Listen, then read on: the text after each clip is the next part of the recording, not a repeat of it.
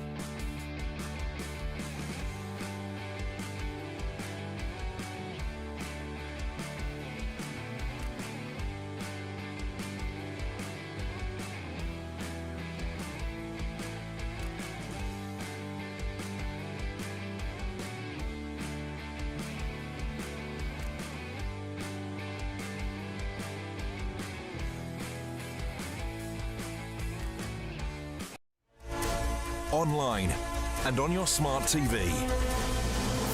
Talk Radio TV News. Live at 10, I'm Nadira Tudor. The Taliban move a step closer to taking the Afghan capital, Kabul, as militants enter the city from all sides. At least 304 people have died and thousands have been injured after the devastating earthquake in Haiti.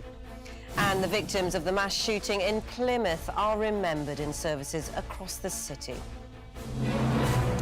The Taliban have started to enter Kabul from all sides as they make their final approach to take full control of Afghanistan.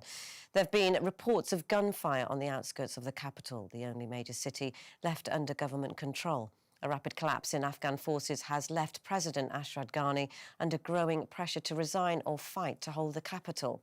Last night, the Taliban said that its rapid gains show that the group has been accepted, but the president said he was in urgent talks with local leaders and international partners. In the current situation, the reintegration of the security and defence forces is our priority, and serious measures are being taken in this regard. A powerful earthquake in the Caribbean nation of Haiti is now known to have killed at least 304 people and injured more than 1,800. The 7.2 magnitude quake struck just west of the country yesterday morning, damaging and toppling buildings across large areas. The Prime Minister says there's extensive damage and declared a month-long state of emergency. Prayer services are being held across Plymouth this morning to remember the 5 victims who were shot dead on Thursday. Yesterday, the Home Secretary Priti Patel paid her respects at the scene of the mass shooting, where 22-year-old Jake Davison opened fire in an attack that lasted 12 minutes. The victims included his own mother and 3-year-old Sophie Martin and her father, Lee, who reportedly spent his last seconds trying to save his daughter's life. And all 16 and 17-year-olds in England are to be offered the coronavirus vaccine from August the 23rd. The Health Secretary, Sajid Javid, has said that everyone in the age bracket should be offered their first dose by then to give some protection before starting school or college next month. But unlike older age groups, no second dose is being scheduled.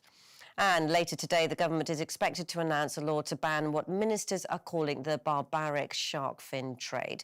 The Environment Minister, Lord Goldsmith, has hinted that imports will become illegal as the UK calls for more international action to stop 100 million sharks from being killed every year.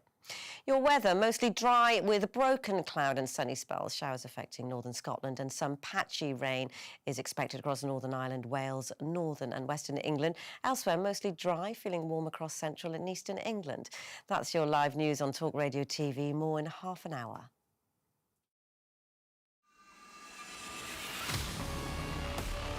Offence archaeology on Twitter. Quite terrifying. Have a day off. Use some common sense. People can say whatever they want.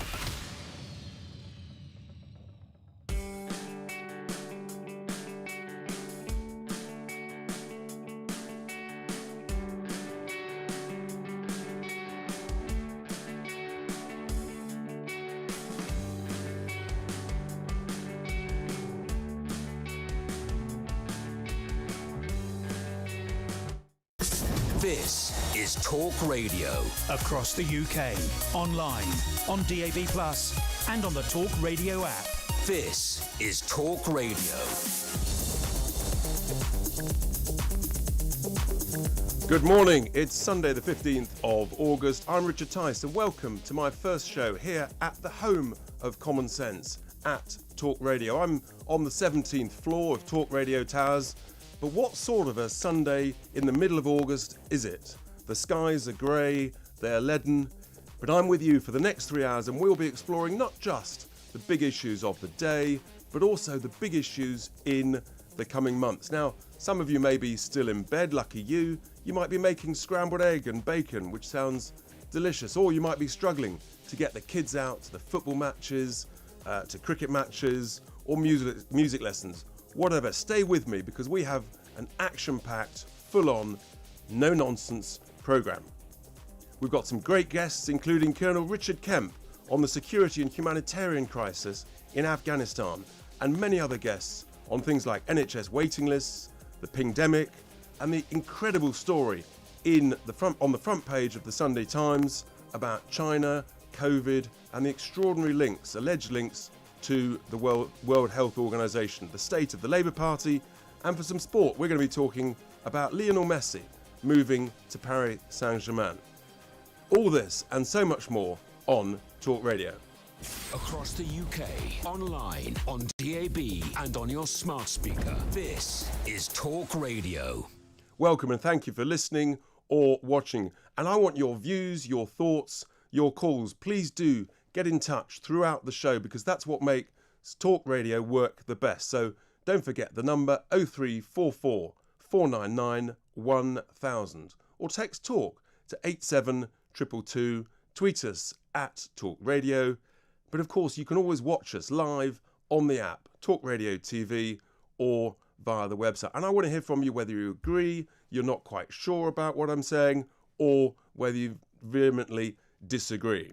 And especially, I want to hear from you if you're a veteran, you've served in the armed forces, in particular, if you've served in Afghanistan. Now, on the first show, of course, anything could happen. If it all goes quiet, I'd like you to think that something's gone wrong at your end. Please don't think that I've knocked over the microphone, I've pressed the wrong button, I've upset the producers, or I've just frozen in a state of complete blind panic. The joy of Talk Radio, of course, is to share thoughts, debate these ideas, to listen, and we can do it in a polite, courteous way, even when we disagree. And, of course, the thing about views is they come down to two sides. There are two categories of views. There's my view, and there's the wrong view. I'm only joking. I love listening, learning, and debating different views. Now, I'm an optimistic sort of guy. The glass is always half full with me. It's never half empty. And I like to celebrate success, to recognise and celebrate achievements. And where there are problems, let's find solutions. So if you call up, if you've got a concern, got an anxiety, put forward your solution at the same time. So in a sense, the first thing I should do is, where the government is doing well, let's celebrate that. So I'm happy to say, yes, they got Brexit done, but there are some serious issues over Northern Ireland, over fishing, that need sorting. And of course, they did get Brexit done with a bit of help from some of us. They've done well initially on the vaccine rollout, but there's so much more to be done from here on. And there is one, I think just one cabinet minister that is actually doing well, and that's, in my view, Liz Truss. She's in charge of doing trade deals around the world, and she's doing really well. Trade deals with Japan, with Australia, focusing on the high growth areas in Asia. But to be honest, it's a pretty short list of achievements. Now, if we go back to my glass, the half full glass, my proposition to you this morning, on this Sunday morning, is that this government, they've emptied my glass of delicious liquid and they've replaced it with a horrible, undrinkable cocktail of incompetence. My proposition to you is that they've been incompetent in taking advantage of the early vaccine success, and now we're slipping behind Europe on things like travel, on tourism. They've been incompetent, utterly incompetent, on dealing with the illegal migrant crisis, the huge numbers coming across the channel every single day. And Priti Patel, she's brilliant at the warm words, the soothing words that she's getting on top of it, but utterly incompetent and incapable of actually delivering any action. This government's been incompetent on showing leadership by getting civil servants back into the office in our cities. Incompetent on track and trace, I would propose to you, having wasted billions on this system, and yet we ended up with the pingdemic. Hundreds and hundreds of thousands of people unnecessarily kept at home, hundreds of thousands of school children unable to go to school in the last few weeks. And of course, this government have been proven to be utterly incompetent in organising exam grades, a grading system for our school children that bear any relationship to the pre-COVID levels. Yes, you talk about inflation, A-level grade inflation of 75% in just 2 years. I propose to you that's incompetent. You could have done better, I could have done better. And of course, this government has been incompetent at telling the truth to us, the citizens. They promised us at the beginning of the year, there'll be no vaccine passports, time and again. The former health secretary, he promised us in the House of Commons last November that these vaccines were for adults. Adults. He said they were not for children. And yet we now know they want to vaccinate our children from a virus that they're most unlikely to suffer from. And we know that through a process of stealth and subversion, this government does want to introduce vaccine passports, and who knows where that will lead. So those are my propositions to you about the state of this government's competence or incompetence. Now, you might agree, you might feel I've been a bit harsh. Give us a call on 0344 499 1000. Have I been fair on the government and its levels of competence? Or have I been unfair, too harsh, particularly on a Sunday morning? And then the last bit of competence or incompetence that I want to raise with you on this Sunday morning is the immediate security and humanitarian crisis in Afghanistan. If we just quickly remind ourselves, we went into Afghanistan with the US 20 years ago. We ousted the hideous, murderous, barbaric, vile Taliban. Huge gains were made for local Afghan citizens, in particular for women who were able to exercise just basic human rights, such as being able to go outside, not having to wear a burqa, such as the basic right of being educated. Huge achievements. And since 2014, the UK, we've had, on average, less than 1,000 troops in Afghanistan, amongst a NATO force of about 10,000, including some 2,000 to 3,000 US troops. We've been training up the Afghan security forces of some 200,000 plus with their police. And look, no one's pretending it's been perfect. It hasn't. It's been difficult. But there has been a fragile peace. Friends of mine who've been over there, they say that conditions for local Afghan citizens, have been much, much, much better. Huge things have been achieved. But when President Trump signed a deal with the Taliban last year, February 2020, to withdraw overseas troops, it was on the condition that the Taliban complied with certain conditions. And clearly, the Taliban have failed to meet these conditions. And yet, President Biden and Boris Johnson, nevertheless, they continued with the plan to remove our troops. It's only 5 weeks, just a mere 5 weeks, since Boris Johnson, our Prime Minister, stood in the House of Commons saying that most of our troops either had left or were leaving imminently. Now, surely common sense would determine, and this is the home of common sense, that if you're worried about the Taliban continuing to take over regions and cities, they're clearly being violent, then would you not think maybe I better organise the safety of our own nationals, our own British citizens, the Afghan interpreters and their families, before you remove our troops? Surely our troops should be the last people to leave, not the first. This feels like the cart before the horse. So, incredibly, that's what happened. We removed our troops, but we knew that the Taliban wanted to make huge gains. And so within literally a matter of weeks and days, the Afghan security forces have come under massive pressure. And for a variety of reasons we'll be talking about, they seem to have wilted away. And the Taliban are reportedly, as we speak, literally on the edge of Kabul. It is an incredibly serious situation. Hundreds of thousands of Afghan citizens are fleeing the country or fleeing into Kabul.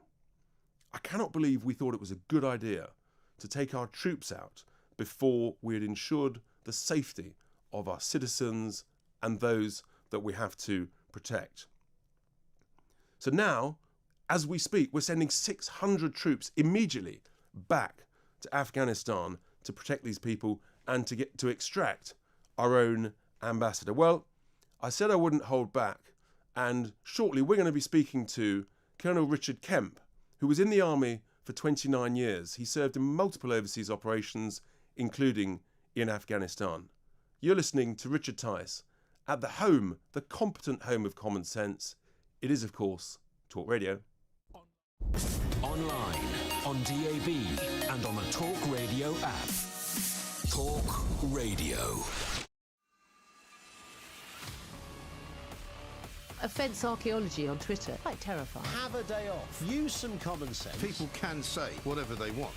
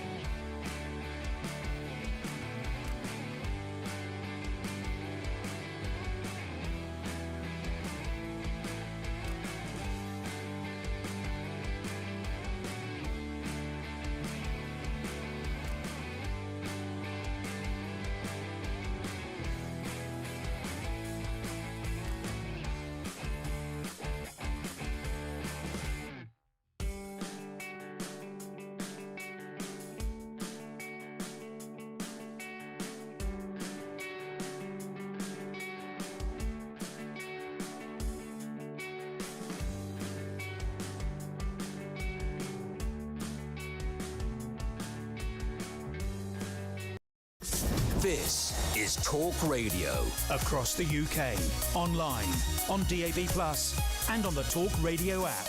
This is Talk Radio.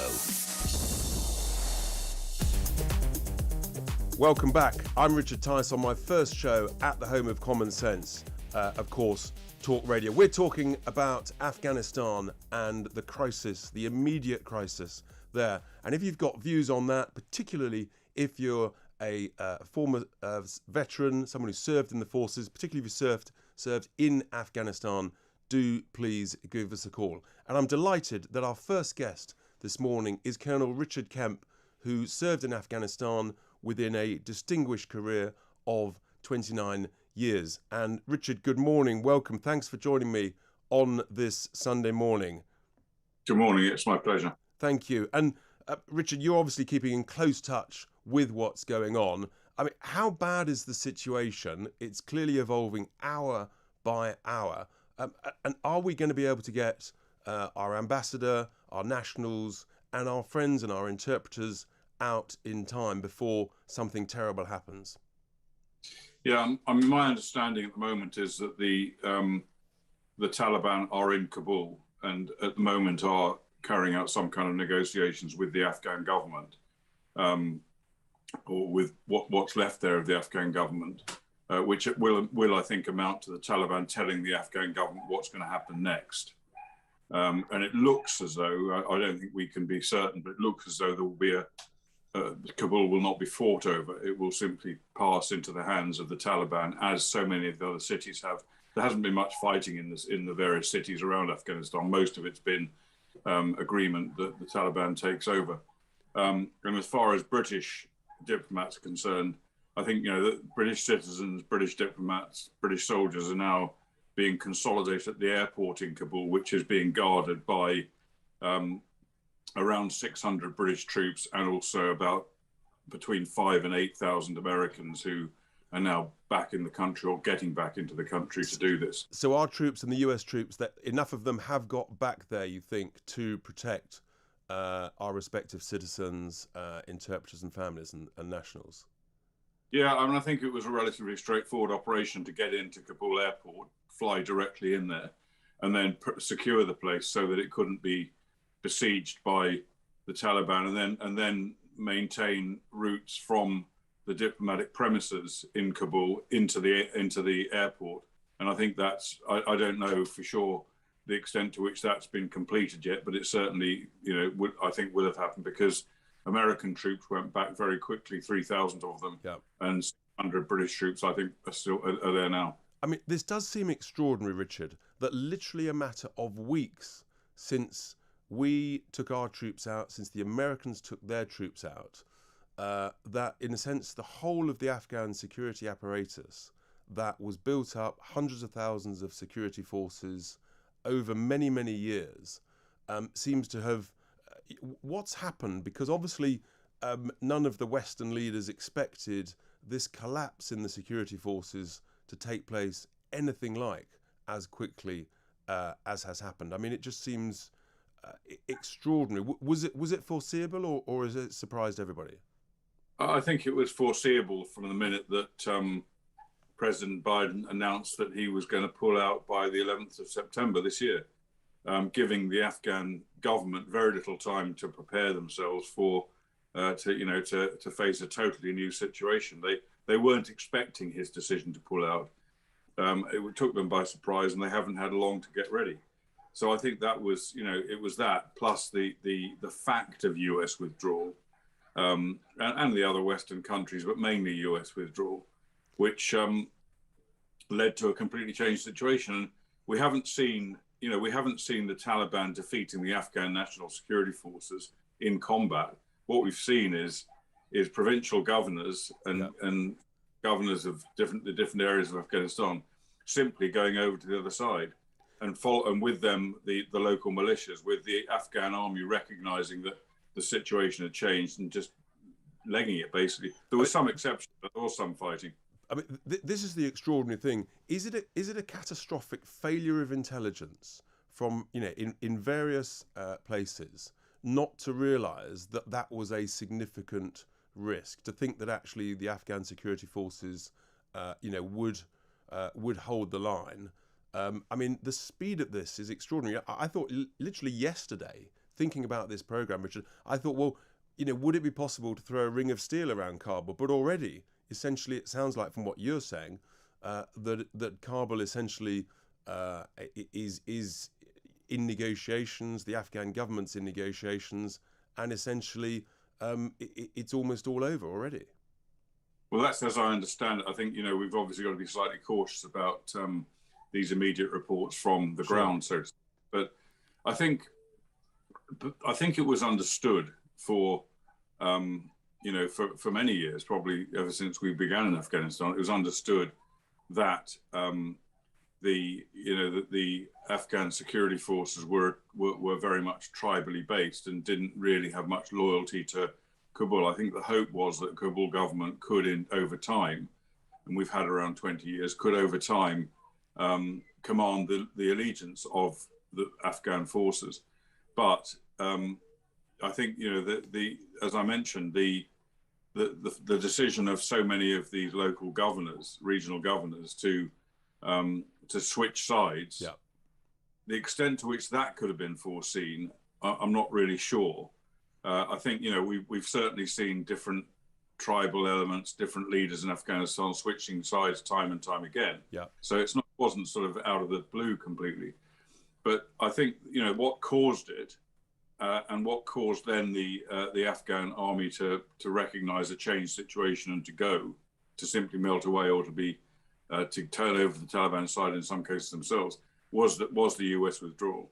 I mean, and in a sense, a number of Tory MPs here who served in the military, the likes of Johnny Mercer, Tom Tugendhat, Tobias, former Tory MP Rory Stewart, they've been highly, highly critical of the decision to pull out the troops.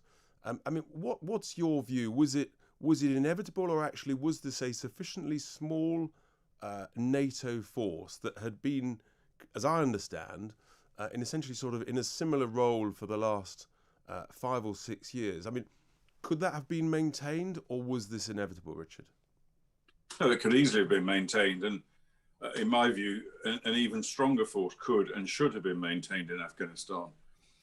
It was only drawn down to the levels it at now, particularly the US forces, when President Trump began to consider a withdrawal. He didn't decide, and he didn't, it wasn't his decision to move out. It was the current president's, of course. But until then, the US forces have been comparatively strong. And these are not vast numbers we're talking about. A few thousand people. If the world's only real superpower can't maintain a force of a few thousand people in its own national security interest, then I don't know what it can do. It wasn't about that. It was about President Biden reckoning this was not a electorally supportable operation any longer. And in a sense, once the US had decided to pull out, was it inevitable that the rest of us had no choice? Are the US essentially, because they're the global policeman? I mean, Rory Stewart, he wrote in the Mail yesterday that actually, we could have organised a coalition force without the US to have provided sufficient stability to protect Kabul and to give some confidence to the Afghan government and their security forces. Do you think that's credible? Well, the Defence Secretary, Ben Wallace, he said he tried but failed. What's your view on that, Richard? I don't think it's a possibility. I think it's dreaming, actually. And I think that I don't think Ben Wallace ever seriously tried to put together a coalition of NATO forces. I don't know for sure, but it's my guess. I don't think there's any appetite whatsoever within the British government to keep forces in Afghanistan. We have made noises of disapproval towards the Americans when they decided to pull out. But I think in reality, the government was deeply relieved by that. They've had enough of it. They don't want to continue it. And they've got a very good reason to go now, which is that the US has gone. And that's actually is the reality. We couldn't really stay there with the size of our current army on our own, because we wouldn't get much support from other NATO players without the Americans. Right. I mean, so but it has huge geopolitical consequences because, where you create a vacuum, someone else will fill it. and whether that's the Chinese, whether it's the Russians. I mean, what's your view on what happens next in Afghanistan after hopefully we get all of our personnel, our citizens out? What do you think happens next? Well, let's not forget that Russia, China, Iran, and Pakistan, above all, have been supporting the Taliban for many years with arms and with resources and with safe havens in some cases. So they've been, Pakistan really has some considerable control, not total control, but considerable control over the Taliban. These other countries, Russia, China, Iran, have been working in order to gain some influence over the Taliban. And so now the four of them will essentially be circling the corpse of Afghanistan in order to devour what they can of it. Yeah. And I think the key player, I would guess, in Pakistan now will be China. I would say that up to now the Americans have been. China in Afghanistan. Yeah. Yes. Yeah. Well, it's a really worrying situation. The security there, the geopolitical implications are absolutely huge, and I think it's shameful that we have left so quickly, and the consequences. Colonel Richard Kemp, thank you so much for your thoughts at this fast evolving situation. I really do appreciate it on a Sunday morning. If you've got some views on what you've heard from Colonel Richard Kemp, my thoughts, please do give us a call, 0344 499 1000. We need to know your thoughts, your views. I'm Richard Tice, and this is Talk Radio. Online and on your smart TV. Talk Radio TV News. Here are your headlines. I'm Nadira Tudor. The Taliban move a step closer to taking the Afghan capital, Kabul, as militants enter the city from all sides. At least 304 people have died and thousands have been injured after the devastating earthquake in Haiti.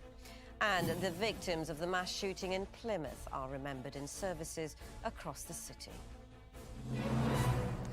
The Taliban have started to enter Kabul from all sides as they make their final approach to take a full control of Afghanistan. There have been reports of gunfire on the outskirts of the capital, the only major city left under government control. A rapid collapse in Afghan forces has left President Ashraf Ghani under growing pressure to resign or fight to hold the capital. Last night, the Taliban said that its rapid gains show that the group has been accepted. A powerful earthquake in the Caribbean nation of Haiti is now known to have killed at least 304 people and injured more than 1,800.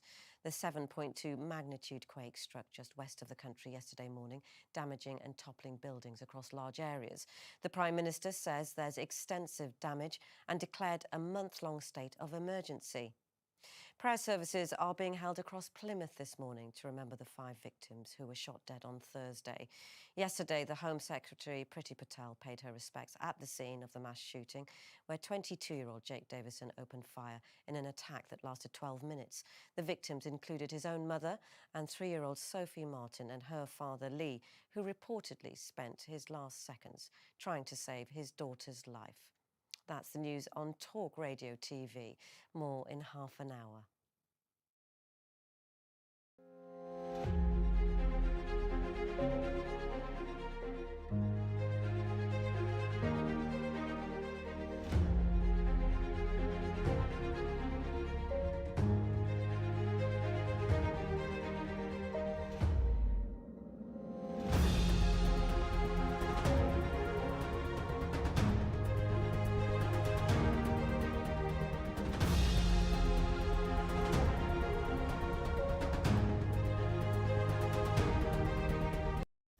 This is Talk Radio. Across the UK, online, on DAB+, and on the Talk Radio app.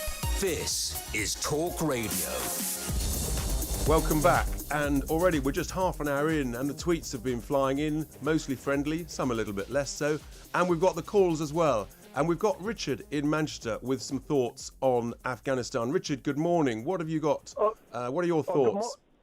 Good morning, Richard. I'm a member of the Reform Party. I think fantastic. That's a great start. So we've got Richard and Richard and Richard open your new show today. Richard, I'm very, very concerned about what is going to happen in Afghanistan. This is, has been going on for 20 years. Yep. And prior to that, the Russians had 20 years in which they were ostensibly defeated. The Taliban are undefeated over a number of things because they just want their own Sharia law. They want their own way of life. And if I might say, when Tony Blair went into Iraq, when it was all over... You mean Iraq or Afghanistan? No, when he went into Iraq originally, and I've read a lot of history on this, I'm 77 years of age, and when he went into Iraq and it was all over, he was told, don't go into Afghanistan by a lot of generals, and this is on record. And he said, no, we are going, because he'd had this big victory in Iraq, and all of a sudden he was a big politician on the world stage. And what's your concern now, Richard, as to what's going to happen given what we heard from the Colonel just before the news?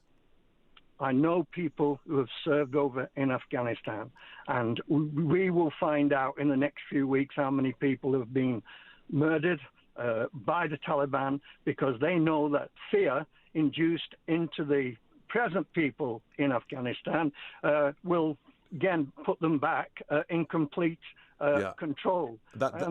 You're so right, Richard. That's my concern, because their track record, the Taliban, is vile, it's barbaric, it's inhumane. They have no concern about basic human rights. Richard, thank you so much.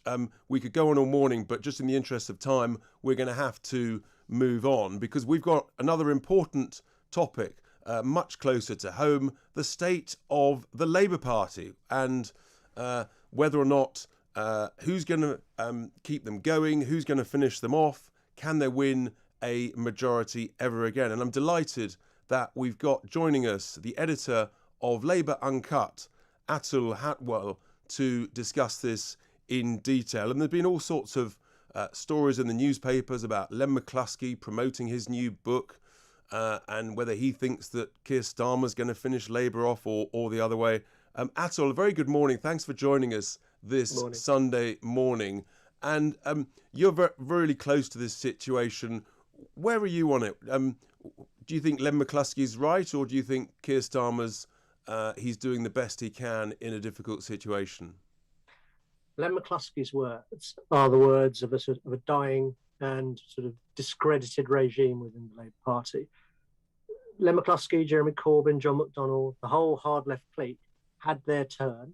We saw what the result was in the 2019 general election. Labour's worst result since the mid-1930s. If we're talking about Labour nearly being wiped out, then 2019 is the time we were nearly wiped out. And God forbid, I mean, I was on completely the other side, and I'm completely on the other side of the Brexit argument, Richard, to yourself. Yeah. But actually, if the Brexit Party splitting the vote in lots of those seats meant that we've got, thank God, some Labour MPs up there in kind of part of the Red Wall and Midlands still, actually the true scale of disaster in 2019 was somewhat masked by some of those split votes. You're so right, Atul, because the truth is that if the Conservative Party had done some form of Leave alliance, because they thought there would be a Remain alliance, the truth is that there would have been, another 15, 20, 30 seats would have left the Labour Party. So, I mean, yes, in a sense, the Brexit Party ended up doing Labour a favour. But it's a really situation. I mean, do you genuinely think that under first past the post, Atul, that Labour could win a majority again, given their losses in Scotland and losses in the north of England? Well, I worked for the Labour Party in the early 90s, mid-90s, and through the 97 campaign, and then various kind of parts of the Labour government in the 2000s. And one thing was clear. I remember really clearly in the early 90s the debate, because we'd lost. We'd been at the point we lost in 92. That's 13 years out of power, 4 general elections. I remember it well. Can Labour ever win again? Can we ever win anything in the South? Can we? And if one looks purely at history, one would have thought our position was utterly hopeless. But 4 or 5 years later, there's the surge of 97. And right now, the position is very tough because we've lost Scotland. We don't have those seats. That's the big difference, isn't it? I mean, that's the huge difference is Scotland. If you can't get Scotland back, how does this happen? Well, I think the answer is that it's a little bit of everything. So there's a bit of Scotland, there's a bit of the Midlands and the North. And actually, Labour then needs to stop making inroads in the South because there are seats in the South which actually should be turning Labour. So whether it's in Duncan Smith in Chingford or places like Crawley, these are now London commuter seats. And if you look at the demographic profiles in these seats and the huge churn between elections in terms of how that demographic profile is shifting, those seats are moving towards the sort of profile of seats that Labour won in 2019 and 2017. So it's a bit of everything. But to those who would despair of Labour's position, think there's no route for the party back, just hark back to the early 90s. After 92, it was exactly But like that was when Tony Blair came along. Is Keir Starmer, in your view, Atul, is he the next Tony Blair that can achieve that? Or actually, are Labour essentially going the way of the Liberals 100 years ago? Well, number one, I think definitely not the way of the Liberals. I think when the Liberal, under first past the post, it takes an absolutely staggering amount to lose your position as one of the top two parties. So when the Liberals lost their position, Labour supplanted them. Three things happened. Number one, their leaders, Lloyd George and Asquith, fell out and had two separate parties. Number two, there was the enfranchisement of tens of millions of new voters. Yep. Number three, there was World War One. These are huge, huge societal epic shifts. So we haven't had anything like that. And then except possibly Brexit. Well, I said Brexit's is a major political issue, but I suspect we're going to find in polling over the next few weeks and months, and certainly in the next couple of years, its salience as an electoral issue recedes because Britain's left the European Union. I agree with that, actually. But in terms of whether Keir Starmer's Tony Blair, I think it's always a little bit unhelpful to look back because Tony Blair was right for his time. He wasn't. People weren't saying when Tony Blair became leader, "Are you the next Clement Attlee or Harold Wilson?" Because he wasn't that. He wasn't either of those guys. Keir Starmer has to be his own man, has to stamp his own authority. But what he needs to do, what you can draw a common link to, is when you're in opposition, you can't announce policies, you can't make the weather like the government can. But what you can do is show the public how you run your party, and what is needed is Keir Starmer to stamp his authority on the party and have to face down some of his critics on the left, because ultimately there's going to be a reckoning sometime in autumn, spring with the hard left, because they're agitating and the public need to know who runs the Labour Party. For sure. So you're advocating that Keir Starmer gets tough with the left. You're probably advocating that he doesn't give the whip back to Jeremy Corbyn. Is that where you're at? More than that, if Jeremy Corbyn doesn't apologise, because he had the whip withdrawn because he didn't apologise for saying that anti-Semitism in the party was over-exaggerated, he should be expelled from the party, and anyone who stands with him should go with him. And they are more than free to set up another party. Is that not then, Atul, exactly the same as what happened that you touched on earlier about the Liberals 100 years ago? If the hard left go and they take a big chunk of the Labour vote, then that's them. That's Labour finished as a majority government force, isn't it? No, because when the Liberals split, it was two former prime ministers, Herbert Asquith and Lloyd George, who set up separate parties. A better analogy, I suspect, in the annals of Labour history is the 1920s, when the Independent Labour Party, which was a founding kind of group within the Labour Party, split and left, and were widely never heard of again. Sorry, I paraphrase, but they didn't impact the future electoral prospects of the Labour Party. And I think the stamp of authority is what people want to see from Keir Starmer. They like him. He's a centrist. He's a sensible guy. You can see him in number 10. Is he strong enough? Yeah, and that's the question. Is he strong enough? And can he convince people that he's got some policies that are different from what I call, Atul? I now call them the con-socialists, because they're the party of high tax, high regulation, and sort of nanny state. So there's lots to go for, and I guess the party conference will be a critical moment for Keir Starmer. In the interest of time, Atul, thank you very much for your thoughts. Absolutely fascinating. Atul Hatwell there thinks that Keir Starmer can regenerate, revitalise the Labour Party. He thinks that they can win a majority again. I'm not so sure, but I'm interested in your views. Do you think that under Keir Starmer, Labour could ever form a majority under first past the post ever again? Give us a ring, 0344 499 1000, or text us 87222, tweet us at Talk Radio. I'm Richard Tice. This is, of course, the competent, the one and only, home of common sense. It's Talk Radio. Online, on DAB, and on the Talk Radio app. Talk Radio. Offence archaeology on Twitter. Quite terrifying. Have a day off. Use some common sense. People can say whatever they want.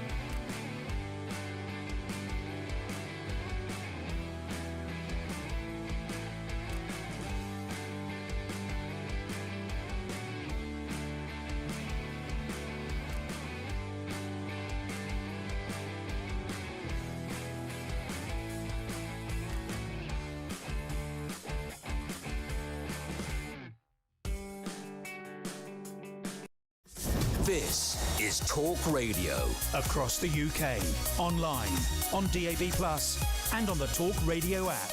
This is Talk Radio. Welcome back. I'm Richard Tice, and it is Sunday morning, and you're listening to Talk Radio. Well, the tweets are coming in. One here: Biden is prepared to lend conditions for women to be stoned to death and for them to have no education in Afghanistan. What does that tell you about his morality? I mean, you know, it is so worrying, so terrifying. And we've got calls coming in. We've got David in London who thinks that the government is doing their best. David, good morning. How are you? What are your thoughts? Hello. Hi, Richard. Yeah, it's just about the criticism of the government, yeah. Yeah, and so do you think I've been a bit too harsh, David, on a Sunday morning? Well, I don't know about harsh, but I just want to say, Richard, that the government have got the coronavirus that still has to be sorted out. They're also trying to restore the economy after the virus. You've also got Brexit, the negotiations that are still going on. You've also got Extinction Rebellion that want to change our whole way of life. And on top of that, you've just got the everyday running of government. And I really think people expect too much from government. It's just too much for this government, you know? Okay, so you're going to be quite generous of them, but surely the people who are leading our country, we want the best, the brightest, the most competent, who are going to make some quick, rapid decisions and get stuff done, don't we, David? I couldn't agree more, but I just think there's the coronavirus, Brexit and Extinction Rebellion on top of just the running of government. I'm just saying I think it's an awful lot to expect of a single government to sort out. Okay, interesting. Well, I'm a demanding sort of bloke. Governments. There's always issues for sure, but it just feels to me there've been so many times in recent months, David, where actually, in a sense, the decision has been obvious what to take, but they haven't taken it quick enough, and they've tried to sort of explain it away, and I just think they could have been braver, stronger, bolder earlier. But hey, that's my view. I hear what you say. Thank you very much for your thoughts on this Sunday morning, David. That's great. Well, there you are. If you've got some views, if you think I've been too harsh or maybe not harsh enough on this government, give us a call. We've got another call here from Noel, who is, Noel, now, it's great. Talk Radio has gone global because Noel is calling from Japan. Noel, I'm trying to work out, I think it's probably early evening for you, isn't it? It certainly is, Richard. It's nearly 7 o'clock here. Just in time for the first drink, probably. Or 3 or 4. Or 3 or 4. So, David, thanks for listening and calling. Sorry, Noel, what are your thoughts? You wanted to talk about the A-level results.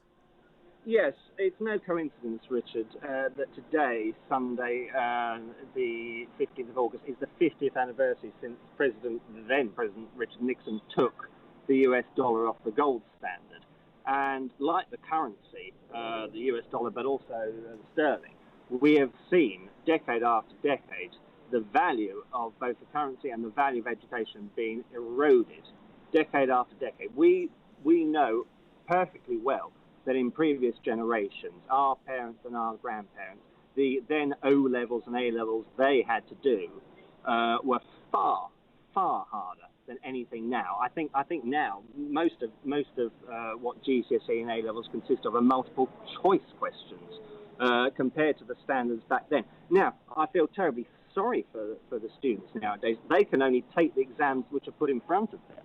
But nevertheless, this has all been an agenda which was instigated by Tony Blair since the 90s, which was, let's get every single young person into university, regardless of how unsuited they are for it, just so that we can massage the unemployment figures. This is the only very cynical agenda behind it. Sorry. You're so right, Noel, and there's an extraordinary irony there, because I looked at what was going on in universities, where also we've not only got grade inflation, Noel, at A levels, which I touched on, but also there's huge grade inflation of first-class degrees being awarded by universities almost as part of their marketing spin to get more students. Oh, absolutely. Because then you can go on and say, do a master's, do a PhD, be an eternal student. What the hell? It's all on government borrowing. It's all on student debt, which will never be paid off. And it's an absolute Ponzi. And isn't there an extraordinary irony, Noel, that Tony Blair's son, Ewan, is now actually, he's running a very successful business, all credit to him, advising young people not to go to university. I mean, it's just pause for that. I mean, who'd have thought it? His own son saying actually his father had got it wrong, and all credit to Ewan Blair, and saying that actually there are fantastic opportunities, apprenticeships, internships, working with businesses, and I think he's really, really onto something. I really do, because you're so right. The debasing of confidence, because that's what employers want.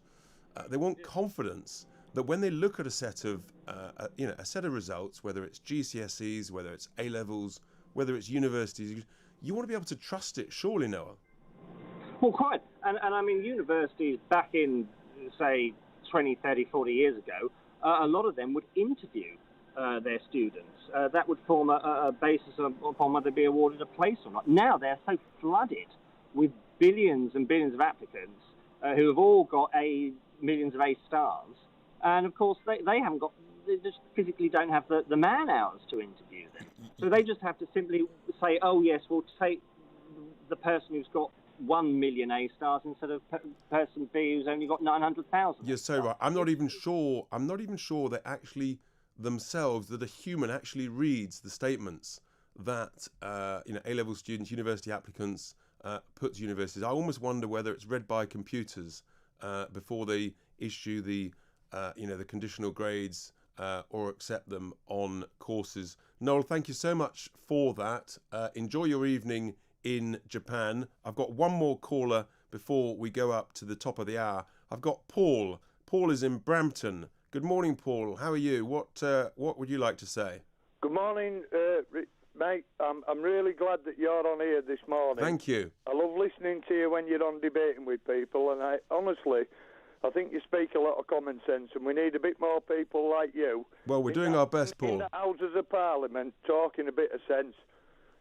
I tell you, I'm finished with it. I vote a Conservative. I'm going to change across to the Reform Party. But anyway, I'm crippled here at the minute, doubled over with the hypocrisy that's coming out of this government and the double standards.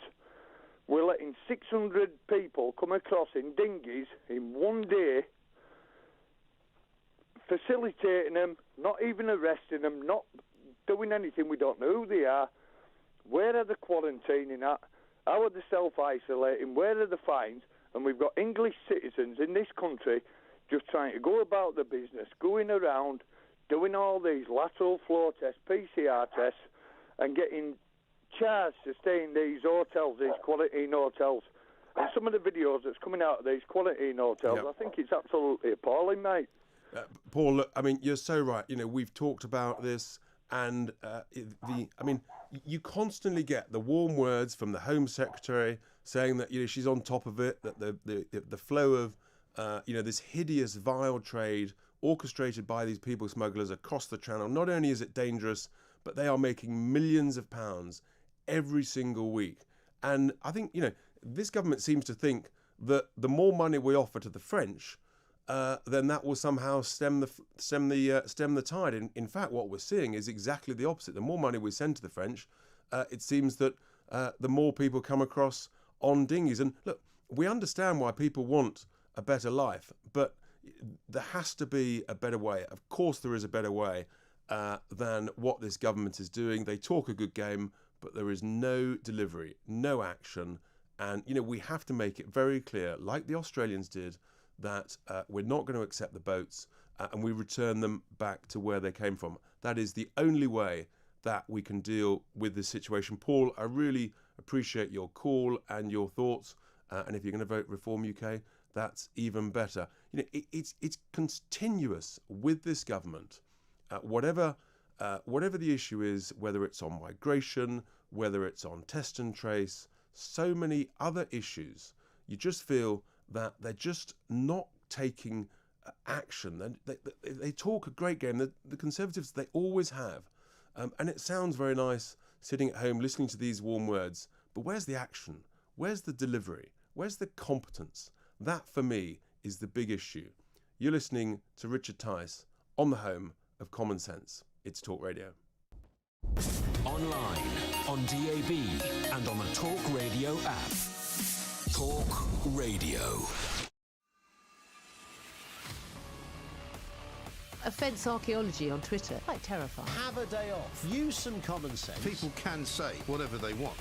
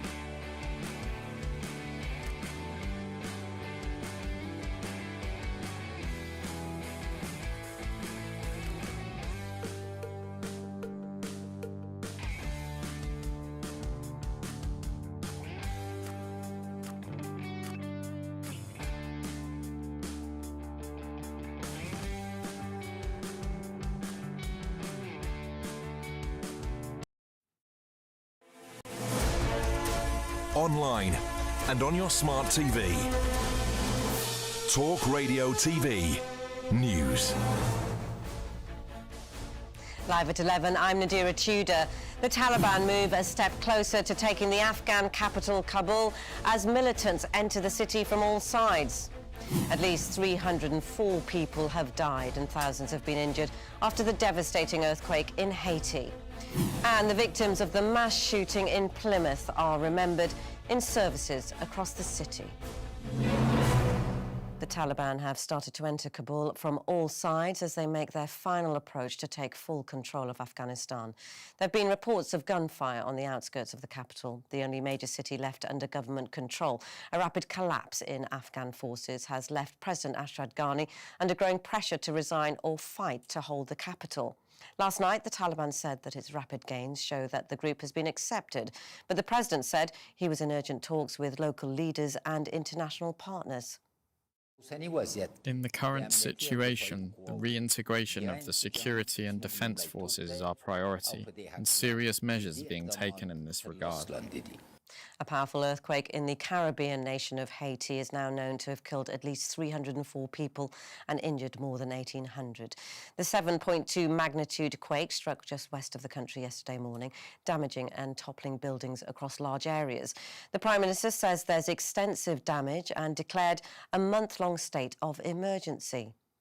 Prayer services are being held across Plymouth this morning to remember the 5 victims who were shot dead on Thursday. Yesterday, the Home Secretary Priti Patel paid her respects at the scene of the mass shooting, where 22-year-old Jake Davison opened fire in an attack that lasted 12 minutes. The victims included his own mother and 3-year-old Sophie Martin and her father Lee, who reportedly spent his last seconds trying to save his daughter's life. All 16 and 17-year-olds in England are to be offered the coronavirus vaccine from August the 23rd. The Health Secretary, Sajid Javid, has said that everyone in the age bracket should be offered their first dose by then to give some protection before starting school or college next month. But unlike older age groups, no second dose is being scheduled. And later today, the government is expected to announce a law to ban what ministers are calling the barbaric shark fin trade. The Environment Minister Lord Goldsmith has hinted that imports will become illegal as UK calls for more international action to stop 100 million sharks from being killed every year. Your weather mostly dry with broken cloud and sunny spells. Showers affecting northern Scotland and some patchy rain is expected across Northern Ireland, Wales, northern and western England. Elsewhere, mostly dry, feeling warm across central and eastern England. That's your live news on Talk Radio TV. More in half an hour.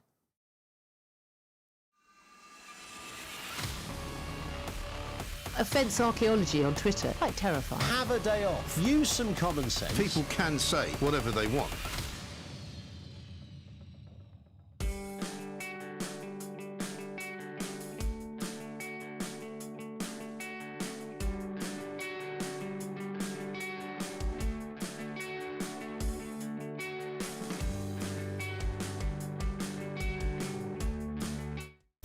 This is Talk Radio. Across the UK, online, on DAB+, and on the Talk Radio app. This is Talk Radio. Welcome back to the second hour. I'm Richard Tice on Talk Radio. I can't believe an hour has flown by. I'm having so much fun. You may never get me out of this seat. We've got some tweets coming in. Very kind. Philip says, brilliant show, Richard, thank you. He then says, Keir Starmer, it's the woke, divisive, hateful policies which are flawed, not the leader. And then there's another one here from Terry in Portsmouth. A lot of people listening on the south coast. He says that actually, at least you knew what Tony Blair stood for, but that Starmer flip-flops all over the place. He doesn't know what his political views are on anything. I think that actually is the crux of it. Lots of thoughts and tweets, texts coming in. Thank you for those. I'm Richard Tice. This is, of course, Talk Radio. Across the UK, online, on DAB, and on your smart speaker. This is Talk Radio. And there's so much to look forward to in the second hour. The big story on the front page of the Sunday Times. And I think this is going to have real significance over the coming weeks and months. And congratulations to the journalists who've pieced this together. The headline is incredible. It says China, the WHO, the World Health Organization, and the power grab that fueled a pandemic. And the first few words, I've just got to read them out. It's quite extraordinary. The World Health Organization missed its only chance to stop the COVID pandemic after a campaign by China to secure influence over its decision making. I mean, that is a bold, big, huge claim to make. And I think this is going to run and run. And so I really want to dig into this report in detail. We've got with us, joining us on this Sunday morning, Sam Armstrong, who is the communications director of the Henry Jackson Society, who's been very close to this issue of looking really closely at where COVID came from. Because if you remember, at the beginning, we were originally told that it came from the wet markets. That was the story. And that anybody else suggesting anything, such as it might have been leaked from a laboratory, that was a conspiracy theory. Indeed, there was a British scientist, Peter Daszak, who actually led he instigated a letter, I believe it was in the Lancet, that said that anybody suggesting it was anything other than the wet markets, that it came out of the wet markets, and the idea that it could come from a laboratory was absurd. And yet actually now everything has completely changed. So Sam, a very good morning to you. Thank you for joining me here on Talk Radio. I mean, I know you've been really close to this issue for some time. Were you aware of this Sunday Times investigation, and what are your thoughts on it? You'll have looked through it in detail, no doubt. Yeah, well, look, I wouldn't comment in any great detail, but I think it's fair to say that I've spoken to some of the guys at the Sunday Times in some of their earlier investigations about COVID's origins, and I think it's a credit to them that they've worked really hard on a subject that, as you rightly say, was being swept under the carpet for a very long time. We've seen in recent weeks that at the New York Times, according to the Spectator magazine, there was a real effort to say there can be no looking at this question of where the virus came from other than the official narrative at all. And then joining them in that were the social media companies. And the social media companies, the mainstream media, I would never say this in any other circumstances, but I'm afraid to say they did co-conspire to hide from the British public, the American public. What we're now beginning to see is likely the truth of where COVID came from, which is a spillover event within one of the two specialist COVID research laboratories that are in Wuhan. And I mean, that in itself is an extraordinary thing, isn't it? That there are two specialist laboratories, they happen to be in Wuhan, and the one thing that everybody does accept is the virus came from Wuhan. So, you know, when President Trump, when he suggested that it could be a lab leak, he didn't definitely say, as I recall, but he said it could be a lab leak.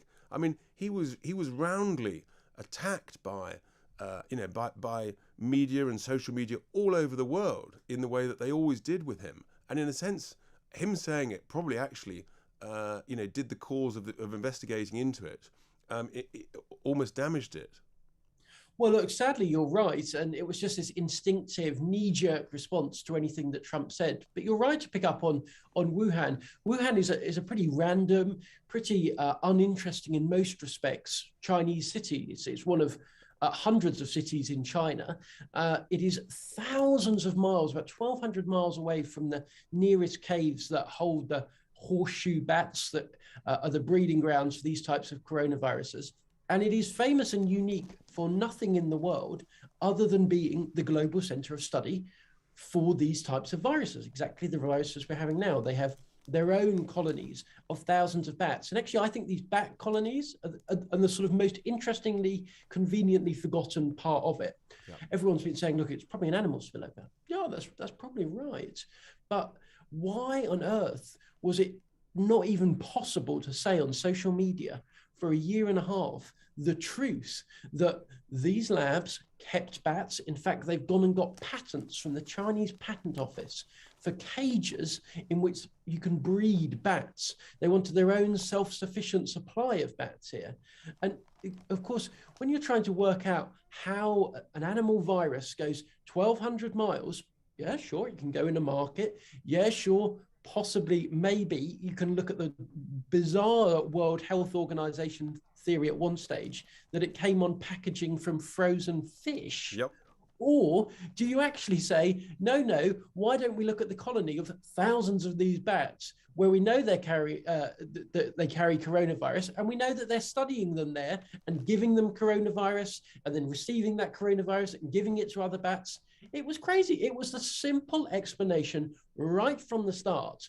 And the mainstream media, I'm afraid, in the United States in particular, was so hell-bent on opposing anything that Trump did that they were prepared to suspend their own sense of suspicion, of investigation, of just basic journalistic instincts in order to get at Trump. Isn't it fascinating, Sam? Now that Joe Biden is in power, he instigated, he said he wanted a review by his officials, his advisors. He gave them 90 days to report on the likelihood that actually the virus came from a lab leak. And as I understand, that 90 days, that report is due at the end of this month. And of course, he was widely applauded for that. Whereas, President Trump, he was attacked for it.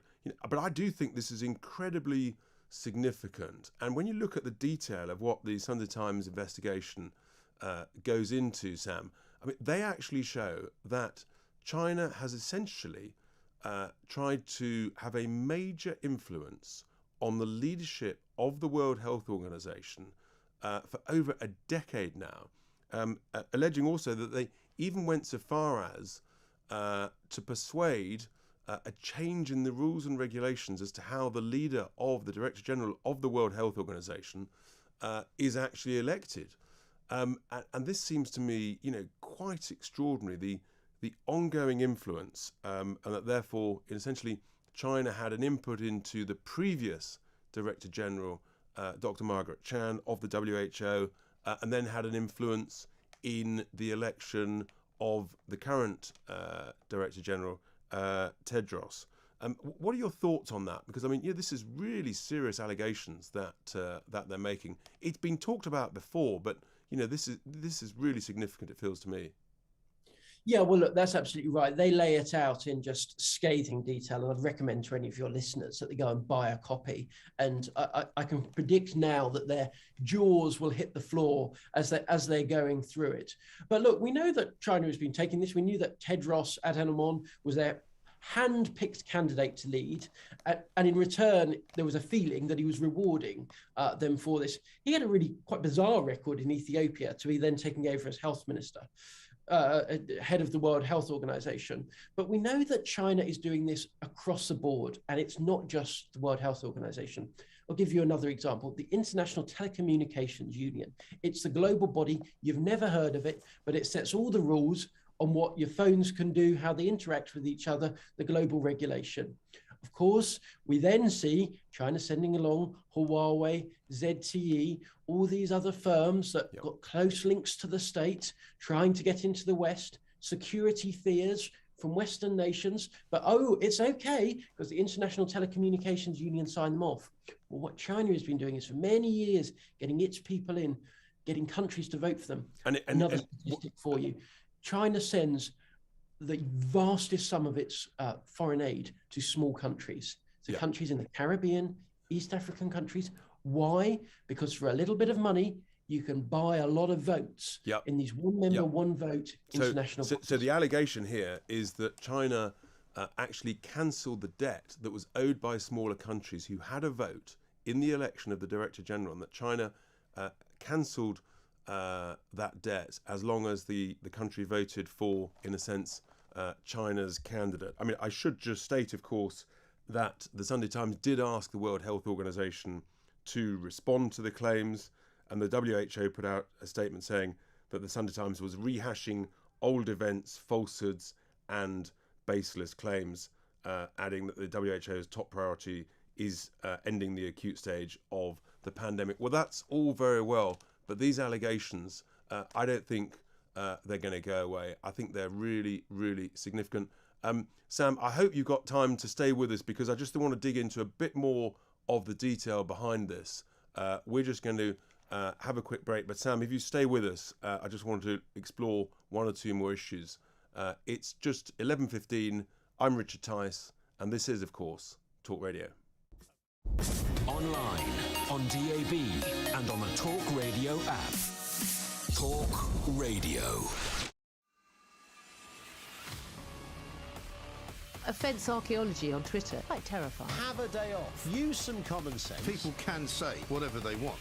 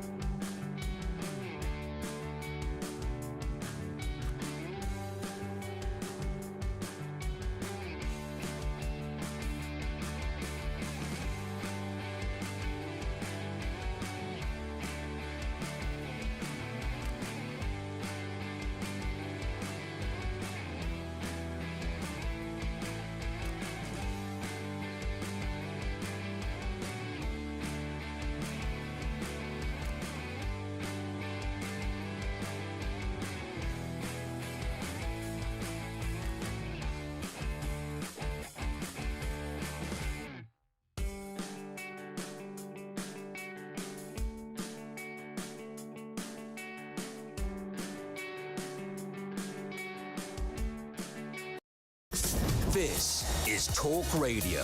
Across the UK, online, on DAB+, and on the Talk Radio app. This is Talk Radio. Welcome back to Richard Tice on Talk Radio here on this Sunday morning. And we are talking about the extraordinary investigative story throughout the Sunday Times this morning. If you haven't seen it, even if you never normally buy the Sunday Times, and I'm not advertising for them, but seriously, you need to get a copy. You need to read it in detail. It is explosive. It's not going to go away. And some of the allegations, I mean, they just absolutely beggar belief. We know that, of course, Australia, when they asked for an investigation to be carried out in China about the source of the leak, which Australia asked for that, I think it was in April last year. China immediately essentially clamped down on Australia. They imposed sanctions and essentially tried to bully Australia as a warning to others. And then there's this claim at the beginning of this year that when the World Health Organization sent in, after months of negotiations, they sent in a task force into China to look at the likely source of the leak. Well, the first extraordinary thing is that the task force was mainly full of Chinese nationals. Sounds like a bit of a conflict of interest to me. And it was interesting that they came up with a statement, and it was led by the leader of the task force, a gentleman called Dr. Peter Emberake. He said that it was extremely unlikely that the leak came from a lab. That was back in January this year.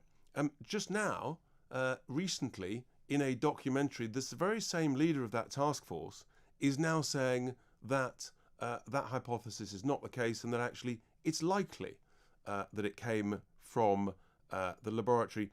Sam Armstrong from the Henry Jackson Society, what do you make of this? Where do you think this is likely to go? Do you think this story is going to run and run like I do? Yeah, absolutely. And the reason it's going to run and run is because at the end of the day, you've got 15 million people dead from this virus.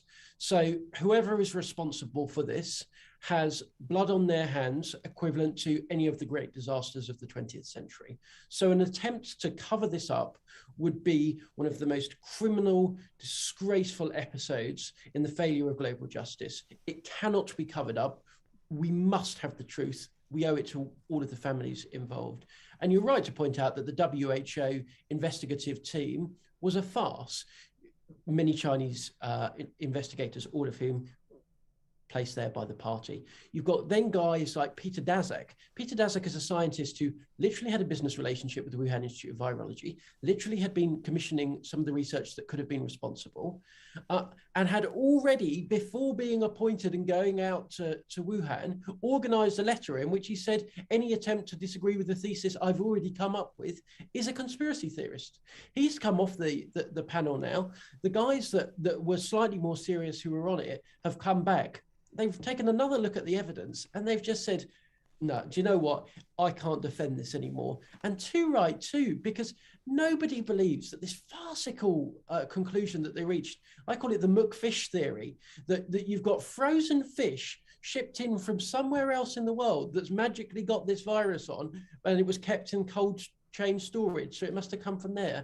That was the most desperate conspiratorial attempt to exonerate a country I think I've ever seen in my life. So I wonder, Sam, if some of this is happening because people know, people involved are essentially getting ready for the strong likelihood that the American officials, when they report to the US president at the end of this month, that actually, if they conclude that the leak most likely came from a lab, then the consequences of that actually, could have global significance. You've referred to, the huge numbers who sadly died, the cost to it, to nations all over the world. The geopolitical implications, if that's the case, and if Biden, he will be under massive pressure, I imagine, from Congress. Do you think this will lead to huge sanctions from the US, demand from sanctions from other Western nations? Certainly Australia won't hold back. Who knows what our government will do? Where do you think this goes in terms of the potential consequences? Well, you're right to say that the intelligence report is likely to blame the lab. And the reason we know that is because in the last days of the Trump administration, the US intelligence community put out a preliminary opinion and information note saying that it was likely. These are the same, of course, intelligence officers. They're reaching a more developed conclusion. Of course, now it has the Biden badge of honor rather than the Trump badge of shame in the global world. So it's fine now, we can believe it, whereas we couldn't, for whatever reason, trust US intelligence officers before. What are we going to do about it? Well, there's two questions here. What are we going to do about it, and what should we do about it? What we should do is begin to cut China off from the rest of the world. There's a simple reason for that. If you can't trust China on something like health, you can't trust them on trade, you can't trust them on the military side, you can't trust them in any form of dependencies. You can't trust them. It's too much for risk. What will we do in this country with Boris Johnson as Prime Minister? Absolutely nothing. Absolutely nothing. Boris has made his views very clear on China. They all know already what China is like, that it lies, that it's involved in a genocide, that it is tearing up international treaties, that it is abusing human rights. What have we done so far? Absolutely nothing. What are we going to do next? Absolutely nothing. Well, it's interesting, isn't it, of course, that Boris didn't actually want to cancel Huawei from being involved in telecoms infrastructure until he was essentially forced to by President Trump. But I wonder if this time it might be a little different if the Americans, if that intelligence report says it did come from the lab, and there will be huge pressure as well, Sam, on the WHO. I mean, do you think their leader Tedros, does he survive this? Because on his watch, there's no question that if the World Health Organization had acted earlier, I mean, in this report, for example, it suggests that Taiwan, hardly a friend of China, they gave the WHO a very early heads up at the end of December that there was a major problem. It's referred to in this report, and the WHO did nothing for weeks and weeks. So, I mean, do you think do you think Tedros survives? Do you think the WHO survives in its current form? Yeah, it doesn't matter. Tedros will stay in place. The WHO will stay in place pretty much as it is. The countries that are stitching up elections for China's candidates will continue to do so. They've all been bribed and bought off. I'll give you a great example. Pakistan is a country that is rampantly going around the world saying Islamophobia is a real problem. I, Imran Khan, want to be the global force against it. There's too much oppression against Muslims. Fine, fair enough. Well, right over its border, you've got China, which has literally put over 1 million Muslims into concentration camps.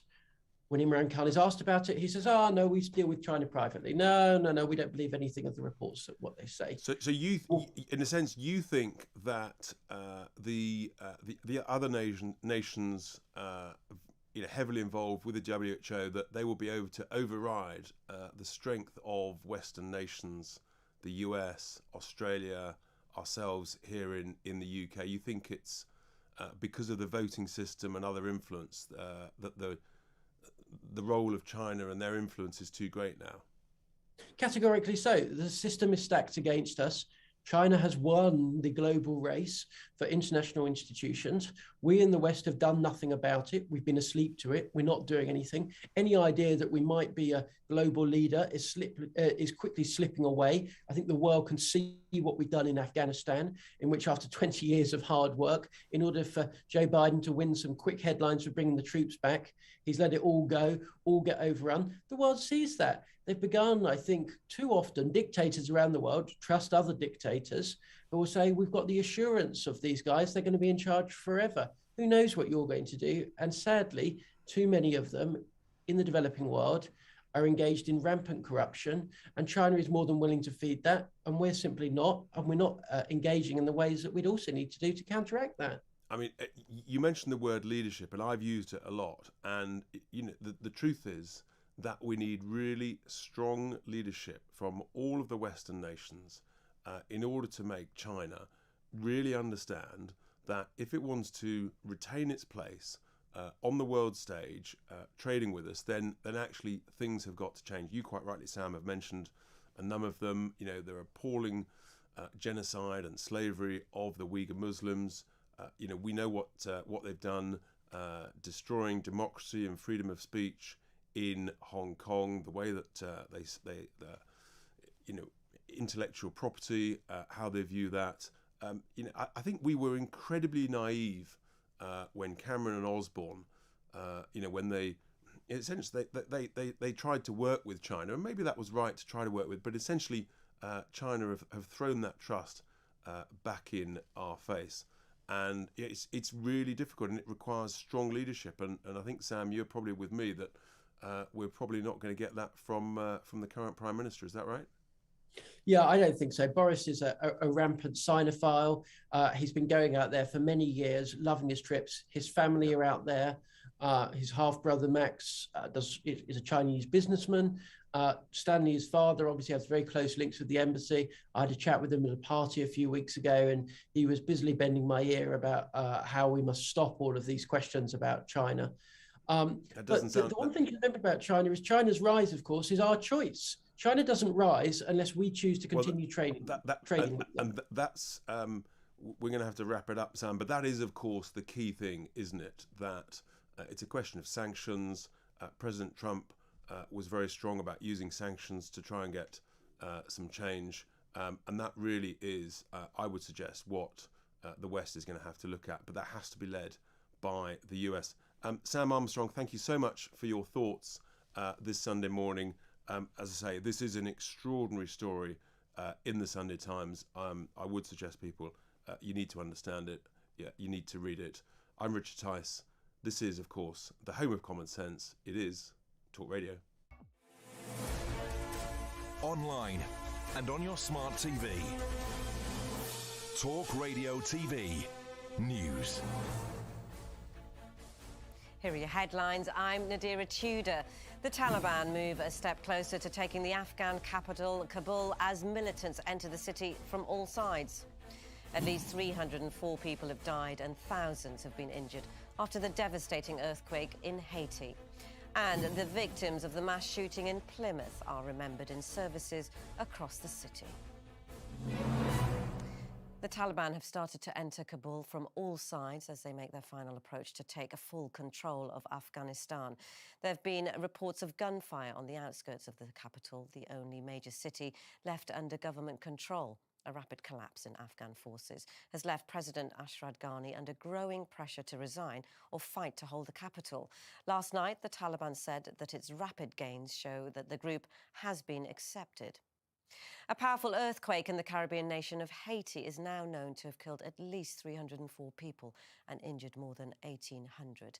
The 7.2 magnitude quake struck just west of the country yesterday morning, damaging and toppling buildings across large areas. The Prime Minister says there's extensive damage and declared a month-long state of emergency. Prayer services are being held across Plymouth this morning to remember the 5 victims who were shot dead on Thursday. Yesterday, the Home Secretary, Priti Patel, paid her respects at the scene of the mass shooting, where 22-year-old Jake Davison opened fire in an attack that lasted 12 minutes. The victims included his own mother and 3-year-old Sophie Martin and her father, Lee, who reportedly spent his last seconds trying to save his daughter's life. That's the news on Talk Radio TV. More in half an hour.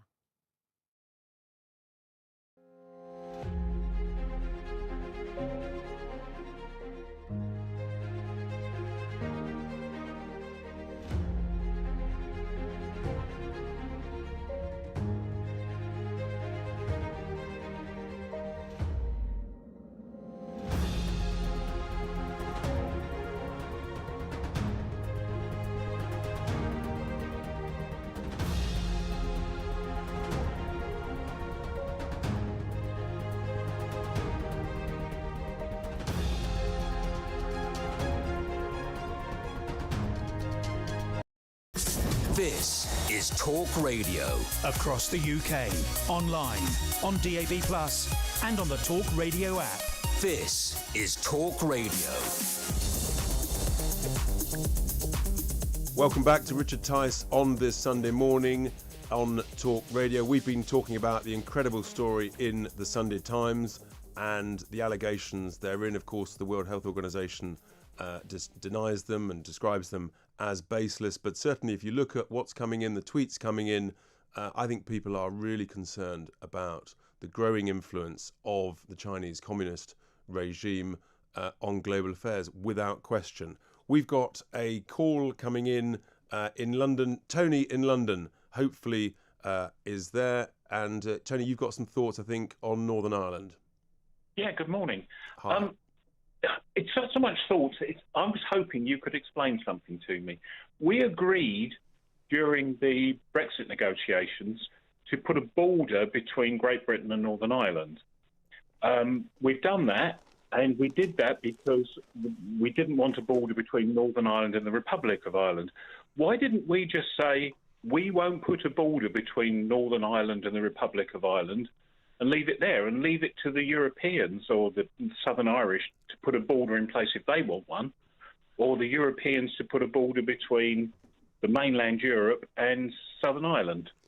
Tony, it's a fantastic question, and the simple answer is that us Brexiteers, we always said that there didn't need to be any form of border anywhere. You could use technology in order to deal with the issue of goods crossing that border in the same way that if you get a delivery from FedEx or from DHL, you track it now on your phone. And we said you could use similar technology. Indeed, Lars Carlson, the expert engaged by the European Union itself to produce a report to look at this issue, he said that with technology, you could sort this, you could resolve this. But the European Union deliberately ignored that because it didn't suit them. They negotiated incredibly toughly on this issue. Leo Varadkar essentially hijacked this on behalf of the European Union, unlike his predecessor, Enda Kenny. Enda Kenny said, with goodwill and good technology, then we can sort it so that there needs to be no border anywhere. And then you have the situation, Tony, where the current Prime Minister, Boris Johnson, he went to Northern Ireland. He said the last thing anybody should do would be to put a border down the Irish Sea. And of course, what did he do? He agreed with that was his solution, having promised people in Northern Ireland that he wouldn't. Fundamentally, it was a lack of political negotiating skills originally from Theresa May's team, and then in order to get Brexit done, Boris, in a sense, he hoodwinked anybody. I'm afraid he didn't tell the truth, and they didn't look at the detail of what was there, and so the consequences that are being felt in Northern Ireland are as a direct result of the way that was negotiated by Michel Barnier, who did a much better job than our team. But that still doesn't. Sorry, I still don't understand. Why don't we just say we won't put a border between Northern Ireland and Southern Ireland and leave it there? If they want to put a border in, let them. Correct, and that's what should have happened. But in a sense, because we've now signed the Northern Ireland Protocol, we've got this legal situation, and there is a legal way out of it to do what you've just suggested, and what I would favour, which is to actually to invoke Article 16 of the Protocol because of what's happened, because of the way that it's being interpreted and implemented by the EU officials, and say it's causing massive damage. But again, that requires political will, political strength, and which I'm afraid at the moment we haven't got. But I think keep an eye on this. Anything could happen. Tony, thank you very much for that. We've got Bill in Leicester. Good morning to you, Bill. Hi, good morning, Richard. How are you? I'm fine, thanks. What can you tell us, Bill, on this slightly grey morning here in London? Well, it's you should be in Leicestershire. I'm getting my sunnies out. Firstly, I'd like to congratulate you on your first radio show. Thank you. That's very kind. Secondly, as one of your previous callers, I'm also a supporter and have stood as a candidate in the local elections for Great. The Brexit Party and another group that you may have heard of before that. I agree entirely with what you were saying right at the top of the programme. I think it's absolutely deplorable that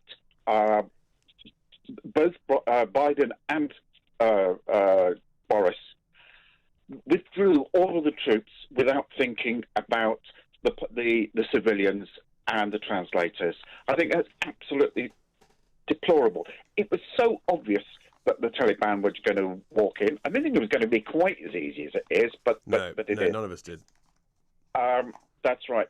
The thing which it leaves us thinking about at the moment is that I'm trying to think. Actually, there's been a news headline to come out whilst you've been on the air. And it's about something that you've been talking about, and I can't remember what it was. I do beg my pardon. Don't worry. Well, I mean, we know that in Afghanistan, the Taliban have already essentially reached the edge of, or possibly even are now within Kabul. It's events are moving incredibly quickly as we speak. Bill, I'm going to have to leave it there in the interest of time, because I've got on the other big issue that we haven't covered this morning yet, but it was previously covered by Christo. We've got Nick Ellaby, the Talk Radio news reader, to give us a quick update. Morning, Nick, on what's going on in Plymouth, the latest news about the gunman whose name we would rather not say. But what's the latest?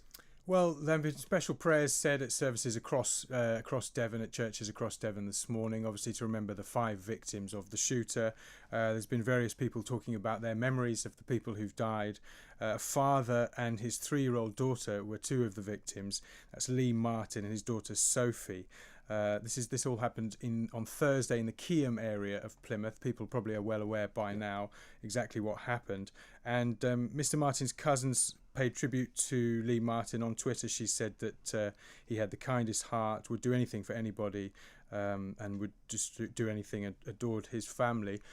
We've also heard some incredible audio this morning from one of the people who was first on the scene and actually comforted another of the victims, a woman called Kate Shepherd. That's a guy called Bert Pinkerton. And I think we've actually got some audio we can play from him talking about when he actually saw the shooter walking around in the street. Just blank expression, mate. It's just staring through you, basically, you know. He was like dressed in black, walking like he was on patrol, like a soldier with a gun pointing down like that and walking. And so that's Bert Pinkerton. He's a local resident there in Plymouth, and he was one of the first people on the scene. And now an investigation's already been launched. Lots of questions being asked into how the shooter got his gun and permit back. So that was actually taken away from him last December following allegations of assault. But then he got the gun and permit back in July, and just a few weeks before the rampage. I mean, clearly, Nick, this is going to be this is going to put the pressure on the police and the firearms departments in a really significant way. Massive questions to answer. I know from previous experience that very often these firearm departments actually, very often they don't have the resources they need in order to properly carry out these investigations. But I mean, serious questions. Why did he need a gun, a shotgun at all, let alone a pump action shotgun, which with all the devastating consequences that can have? I mean, where do you see this going, and in terms of the pressure on the police? Well, obviously we're going to hear a lot more about that in the next few days. As I said, Devon and Cornwall police are being investigated. Lots of people calling for things like mental health background checks, maybe sort of ramped up over that, and obviously questions about what kinds of guns people are allowed to have. And then the other thing is people are asking for is more checking of social media posts. Now, that's obviously, you mentioned the budgets there. That's really, really difficult for police. We had a former chief constable of Greater Manchester Police, Peter Fahey, talking to us the other day, and he was saying it's not really viable at the moment for the police to do that. But maybe that is a case of finance and budgeting. So maybe we'll see changes in that area.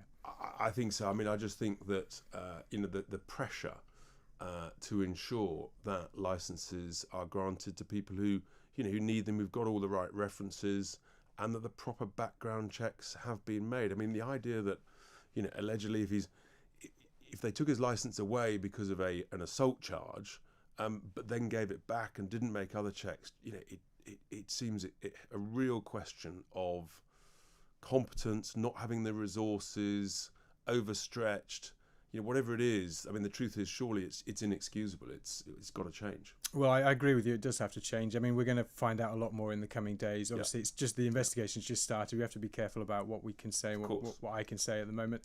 But yes, you're right. Whether the law changes in terms of what the police are able to do, whether they're able to investigate people a bit better, or do we want to have these freedoms curtailed in a kind of these are the big questions to have. Nick, thank you very much indeed for that. That story also is going to run, and big issues about how licences are checked, vetted and issued in the future. It's 11:44. I'm Richard Tice, and this is, of course, the home of common sense. It's Talk Radio. Online, on DAB, and on the Talk Radio app. Talk Radio. Offence archaeology on Twitter. Quite terrifying. Have a day off. Use some common sense. People can say whatever they want.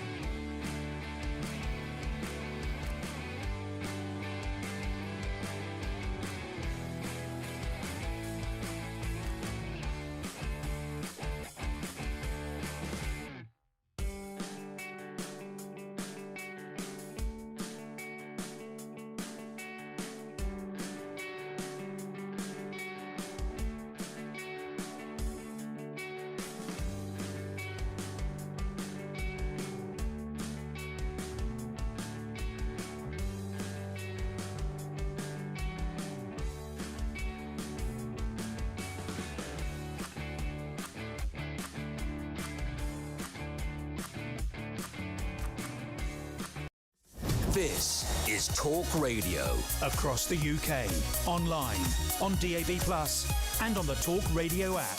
This is Talk Radio. Welcome back to Richard Tice on Talk Radio on this Sunday morning. Time is flying. It's approaching midday. Thank you for your tweets. There's lots of very kind messages about the show so far. People seem to be enjoying it.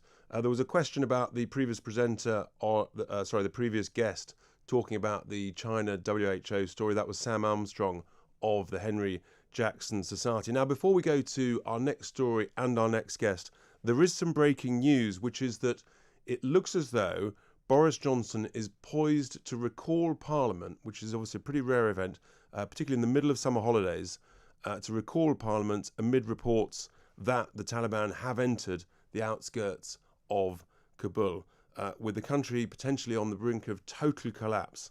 The British forces are back there, but this is an incredibly fast-moving, serious, difficult situation. And I would say quite rightly, the Prime Minister is looking at recalling Parliament, and he will be facing if he does, he'll be facing some very tough questions from his own backbench MPs, particularly those who served in the military, who've warned him for weeks and months about the risks of this course of action. So that is really significant. Now, the next story that we're going to move on to is a bit different, but it's, I think, quite an interesting story because in fairness to the government, one of the successes of the government's response to the pandemic was the Furlough Scheme, which they put in place very, very quickly. And in terms of administrative organisation, I know loads and loads of businesses who've benefited, been able to keep their workers on because of the Furlough Scheme. The administration has been fantastic. Potentially, it is still, the scheme is still going on. But interesting calls from the Labour Party now, already to be looking forward and to say we need to have what they're calling, I believe they're calling it the daughter of furlough, in order to prepare for future crises. Let's hope, for heaven's sake, not of this magnitude. But I think it's an interesting observation, albeit at a time when, in a sense, we've got a situation where we've got a shortage of workers. We've got employers saying that they can't get workers back into the office or back to work because they're on furlough. But I do think this is worth looking at. I'm delighted that we've got Katie Clark, the MSP for West Scotland, to touch on this issue. Katie, good morning. Thank you for joining us. And can you just help my listeners and viewers as to what the proposal is and when you think it might be needed? Well, I think the first thing to say is that it would be premature to get rid of furlough in relation to the pandemic now. There's still probably well over 1 million people on furlough, and many businesses are still not reopened. Many are operating with social distancing measures. A lot of workers, particularly young workers that work in hospitality, aren't fully vaccinated yet. So I think the first thing to say is you're absolutely correct. Furlough has been a major success. But unfortunately, the pandemic is not over and we need it to continue now. And if it were to be withdrawn in the coming weeks, then I think, there would be quite a massive economic shock given the numbers of people still on furlough. So I think there's a lot of lessons to be learned, as you say, from what we've been through. And I think particularly, when we're arguing for economic shifts with the climate change challenge, we need to look at, what's worked and what we might be able to use in terms of trying to reconfigure our economy to create the green jobs of the future. So, so Katie, just help me with this, because it is a strange situation we're in. We've got a shortage of workers, you've got a shortage of lorry drivers in a variety of different industries, and yet we've still got 1 million people on furlough. And as I understand, if you're on furlough, you can actually go and get additional part-time work. Yet we've still got this shortage. Furlough's due to end, isn't it, at the end of September across the whole of the UK. So are you calling for furlough to be extended or to have essentially the daughter of furlough ready to enact in the event that there's another crisis later in the winter, or some other form of of difficulty, of crisis? What are you calling for? I think the furlough scheme has to be extended because there's still businesses that haven't reopened. As you say, there's parts of the economy where we have got labour shortages, particularly in transport, as you say. That may be partly to do with the fact that some people are having to self-isolate because of the COVID situation, but there's broader issues, and it's not all to do with that. There are genuine labour shortages, maybe related to Brexit, maybe related to a range of other issues, but there's other workplaces which are still not open and where staff are not double vaccinated. And how do you respond to employers, particularly, who are saying that the furlough scheme now is actually too generous? They're struggling to get people back to work. And I just can't, I'm trying to sort of square this circle of, we've got shortages in parts of the economy, we can't get people back to work, and yet actually you're calling for furlough to extend it. So how do you respond to the suggestion, well, actually we should stop furlough because that will ensure that people either go back to the businesses or that they take up jobs elsewhere in the economy if their existing business is essentially sadly folded? Well, I think there's an argument that before now we should have been more targeted in the way that we've used furlough, in the sense that we need to think about what the economy should look like in the future. And there are parts of the economy, and I would include things like pubs, for example, in that we want to keep for the future. And it would be, for example, small pubs, that where it's been difficult to exercise social distancing measures, but maybe pubs that have been there for a very, very long time that we want to keep. And that, there's a decision that, well, actually, you do need to provide financial support for businesses that we believe should have a future. But there may be other sectors of the economy, particularly when we look at the climate change crisis, where we're really talking about transition to a different type of economy, and therefore the type of measures that you put in place may be different and maybe more tailored. Now, the big challenge that we have coming, obviously, is the climate change challenge. We've got a debate going on about oil and gas, and we need to really think through. Huge debate, and huge debate, and big issues for Scotland. And just help my listeners again, Katie. The issue of furlough. That is a devolved matter that Scotland could change on its own right. Am I correct in that or not? No, it's a national UK-wide scheme. Yes, but could Scotland, when the scheme comes to an end, surely Scotland could essentially introduce its own scheme, or does it not have the ability to do that? It wouldn't have the ability in the way that the UK government has introduced furlough.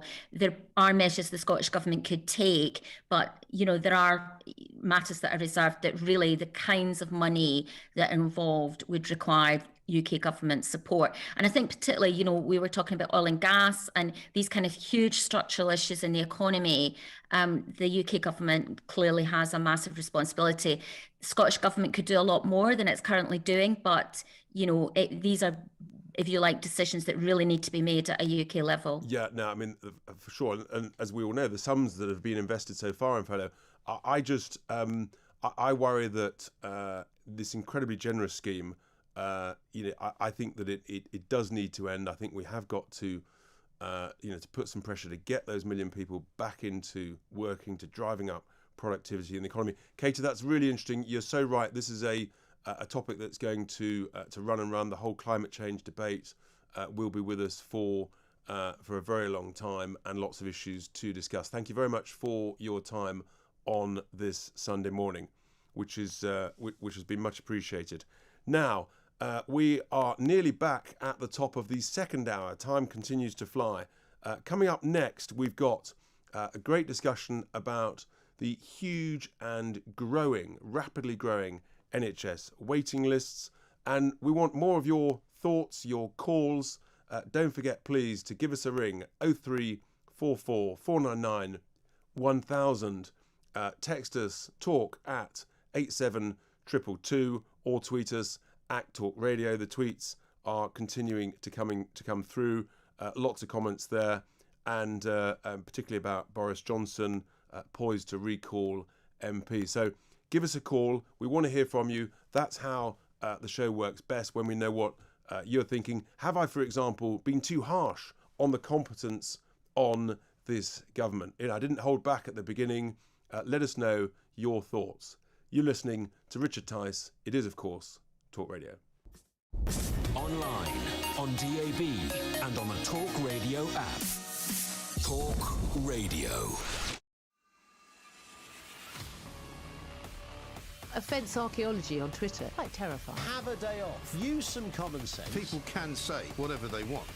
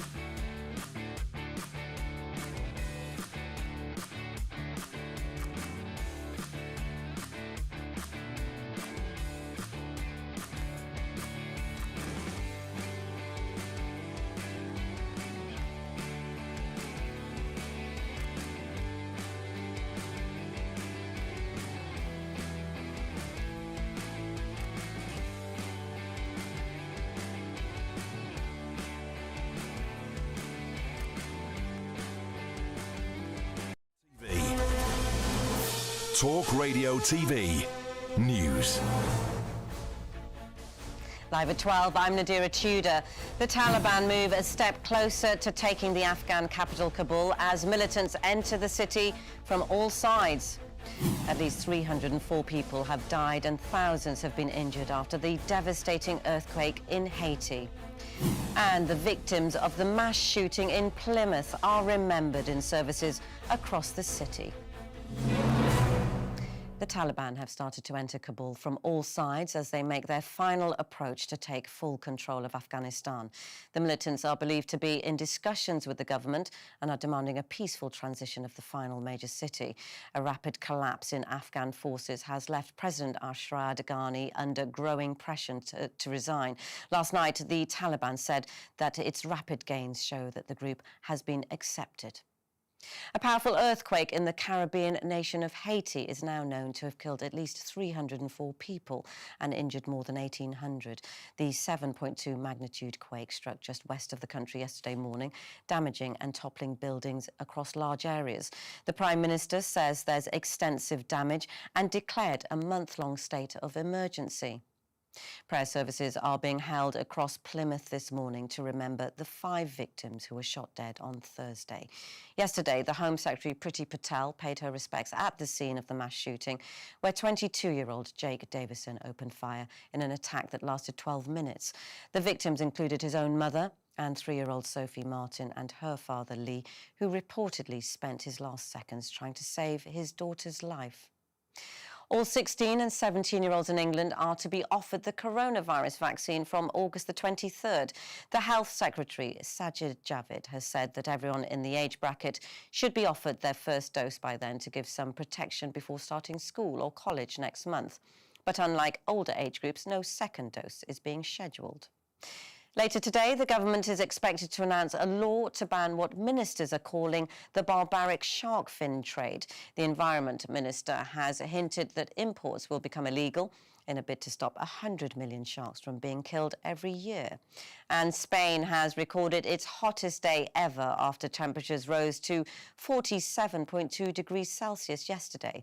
It comes as countries in southern Europe continue to experience dangerous levels of heat. Portugal, meanwhile, is warning its citizens that there's a significant chance of wildfires as a result.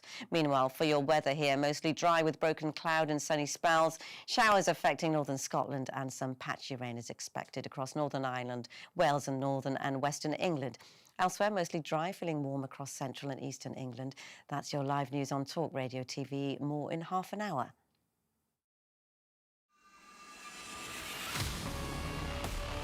Offence archaeology on Twitter. Quite terrifying. Have a day off. Use some common sense. People can say whatever they want.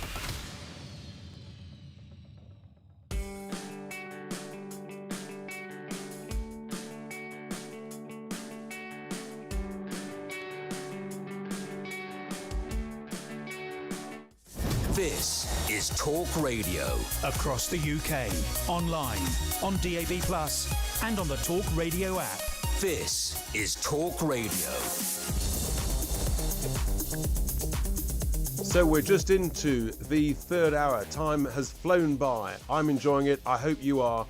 You're listening. And please don't forget to give us a call to discuss your thoughts, whether I've been too harsh or too kind on this government. The number, of course, is 0344 499 1000. Lots of tweets coming in. The big breaking news, Boris Johnson recalling Parliament to discuss the crisis as we speak in Afghanistan, where the Taliban are clearly, as literally today, as every hour goes by, taking control of Kabul as well as the whole of the country. Incredibly serious, difficult times there. So the big story for this hour is, of course, the issue of NHS waiting lists. And, we've heard stories that they might be 4 million, 5 million, rising very rapidly, even suggestions that they could rise as high as 10 million or more. And I'm really keen to hear your experiences. If you can, give us a call about also whether or not you've been able to get actually to see a GP, or whether you've been stuck in this never-ending of trying to ring a GP's surgery and they say they may be able to get back to you with a phone call in 1, 2 or 3 weeks' time. And it may be in the morning, it may be in the afternoon. I think there's a looming crisis in the NHS, not only with operations and waiting lists, but also with GP surgery. So really keen to hear your thoughts. Don't forget to give us a call. I'm delighted now that I'm joined by Dr. Lawrence Gurlis, GP at the practice Same Day Doctor, to discuss these issues of the scale of the waiting lists and what the NHS can do, must do, should do in order to get on top of them, because it really is just such a huge issue. A very good morning to you. Thank you for joining me. Well, it's now just the afternoon, Lawrence. What are your thoughts? I know you've been very involved with this, with the world of medicine for a long time. Yeah. How serious is this NHS waiting list crisis going to become over the coming months as we come into winter, when there's always, even pre-COVID, you could guarantee there's an NHS winter crisis. How serious is it, and what does the government and the NHS leadership need to do to get on top of it? The situation is very serious indeed, Richard. I have seen it firsthand my patients whose cancer diagnosis and treatment has been delayed, where diagnoses should have been made months earlier and they have not been. So it's not just routine stuff that's been delayed by the NHS, it's everything. And I think it's just exposed a system that was at breaking point anyway. And it's about time we had a grown-up discussion about what to do with the NHS, because we've been sweeping this under the carpet for a long time. Politicians know they daren't touch it. So we go back to when David Cameron came and said he's a great supporter of the NHS, as I am. I support the NHS, but the system, it's failing. You mentioned general practice. If you have a system whereby you cannot see a GP for 3 weeks, that system is not working. It's not that it's not working well enough, it's not working full stop. And someone needs to recognize that. what's been happening, certainly at general practice level during the pandemic, is that some GPs in particular have worked very hard. The demand has gone up, but other practices have not covered themselves in glory. And you only have to look at social media to see stories of people who cannot get a face-to-face consultation. Patients with very serious symptoms, having to go to hospital, having to find alternatives. It has not worked. And I'm not accepting any more excuses from the GPs about increased demand. They need to address this. They need to address this properly. Hospitals, similarly, they are beset with regulation and rules. One of my colleagues had to have an eye operation. In order to do that, she had to have a PCR swab several days before the operation. And then she and her entire family had to isolate for 5 days. Now, I know COVID has been serious, but we can't run the whole health service in that way with rules and regulations that were brought in 18 months ago. Now that people... Lawrence, we're just beginning to lose you. We'll hopefully get you back. But you've raised the key issue, which is, of course, the NHS has got to reform. Now, I've been talking about this, in a sense, we do what we say on the tin, which is reform. And yes, the NHS, it's the most loved healthcare system in the world. Arguably, it's the biggest religion in the UK. But the reality is that why do we accept any waiting lists at all? I mean, it seems to me in many other countries, waiting lists are anathema. People can't understand the idea that, you think you're lucky if you can get a knee replacement or a hip operation within 6 months or 12 months. I think we've got to be much, much more ambitious. I think we've got to have a target we should have a target of 0 waiting lists.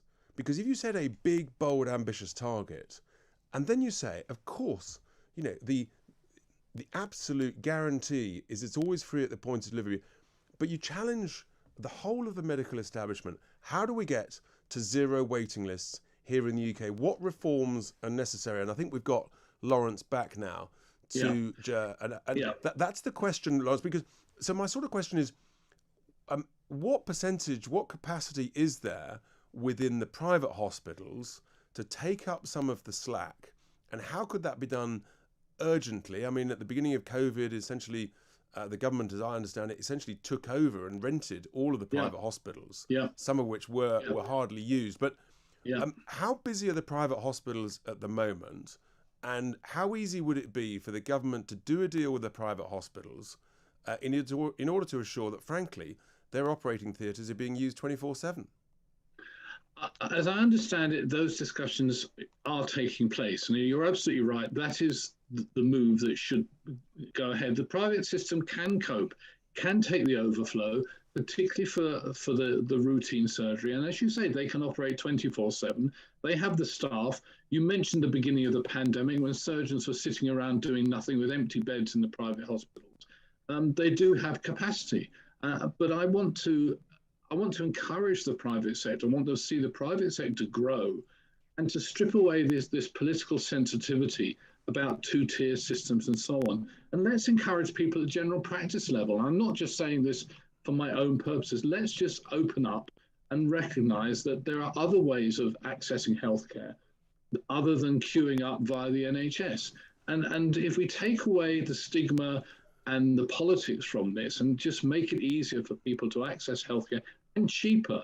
And for those who can afford it, yes, they should consider coming away from taking the pressure off the NHS and themselves going via the private system, not just the NHS contracting with private hospitals, but individuals, as some individuals have had to do during the last few months. Well, indeed, of course. But what you're really suggesting is that the scale of the crisis at the moment is such that ultimately people will literally beg, borrow and steal, to use an expression, use their savings because they can't tolerate being in pain. They know something's wrong. They can't get seen. Their gut is telling them that they need to be seen. They need to be diagnosed. They need to be scanned. And in a sense, this is going to happen by osmosis. But when you hear of stories of people, piecing together thousands of pounds in order to get an operation privately because they can't get it done through the NHS, I mean, something has got to change, and so we've got to have the courage, as you say, Lawrence, to have that debate, because people want it. People know that something is wrong and that it's unsustainable, surely. Yes, I mean, I saw Lord Winston being interviewed on one of the stations recently. He's, as you know, a Labour peer, and famously many years ago, when he was Cherie Blair's doctor, he then talked about moving to an insurance-based system. That was 25 years ago, and nothing has happened since. And people see this problem of the NHS as, we either do it this way or the way they do it in the United States. Well, it's not that binary choice. You only have to look at Europe to see the way that other systems, Australia in particular, have a very good healthcare system, which is an insurance-based system, and it works well. At no point in this discussion does anyone ever talk about controlling the demand on the health service. And say the GPs I speak to tell me demand has increased massively. COVID has made people much more conscious of their mortality and their health, worried more about health. But we've got to have a system, and by definition, that must include fees at some point.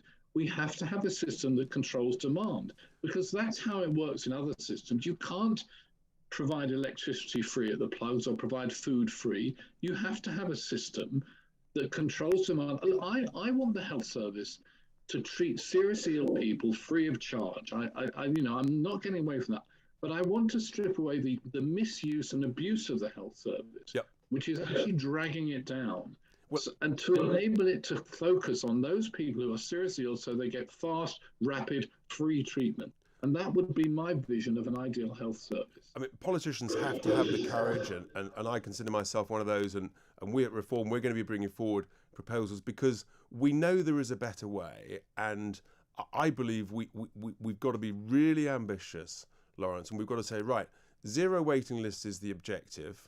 Free at the point of delivery is, of course, the fundamental principle that the UK's healthcare system has been based off, and that's people's view. But how do you get there in order to achieve that? And then politicians have got to be brave, and in a sense, maybe it's one of the blessings in disguise out of this COVID crisis and the horror show, is that it's going to force that debate, because otherwise, as I think it's not just a question of pouring more money into the black hole of the NHS, into reforming the system. That's just not going to cut it, is it? No, not at all. But at the end of the day, it's whatever you do. At some point, we have to change the system. We can't go on as we are. I was quite keen on the idea of identity cards many years ago, because I think that could be used as a way of permission to access the health service. We've seen all this discussion recently about vaccine passports and how much invective it's caused. But I think people should have passports to access the health service, because there is a lot of misuse and abuse of the health service at all levels. We see it in general practice, we see it in hospitals as well. Well, Lawrence, it's a debate that's going to run and run, and we do need to have an open debate. There's all sorts of different solutions, and this will, without question, be the big topic over the coming months. Thank you very much for your time early on this Sunday afternoon. I really appreciate that. The time is now 12:16. I'm Richard Tice, and this is, of course, the home of common sense. It's Talk Radio. Online, on DAB, and on the Talk Radio app. Talk Radio. Offence archaeology on Twitter. Quite terrifying. Have a day off. Use some common sense. People can say whatever they want.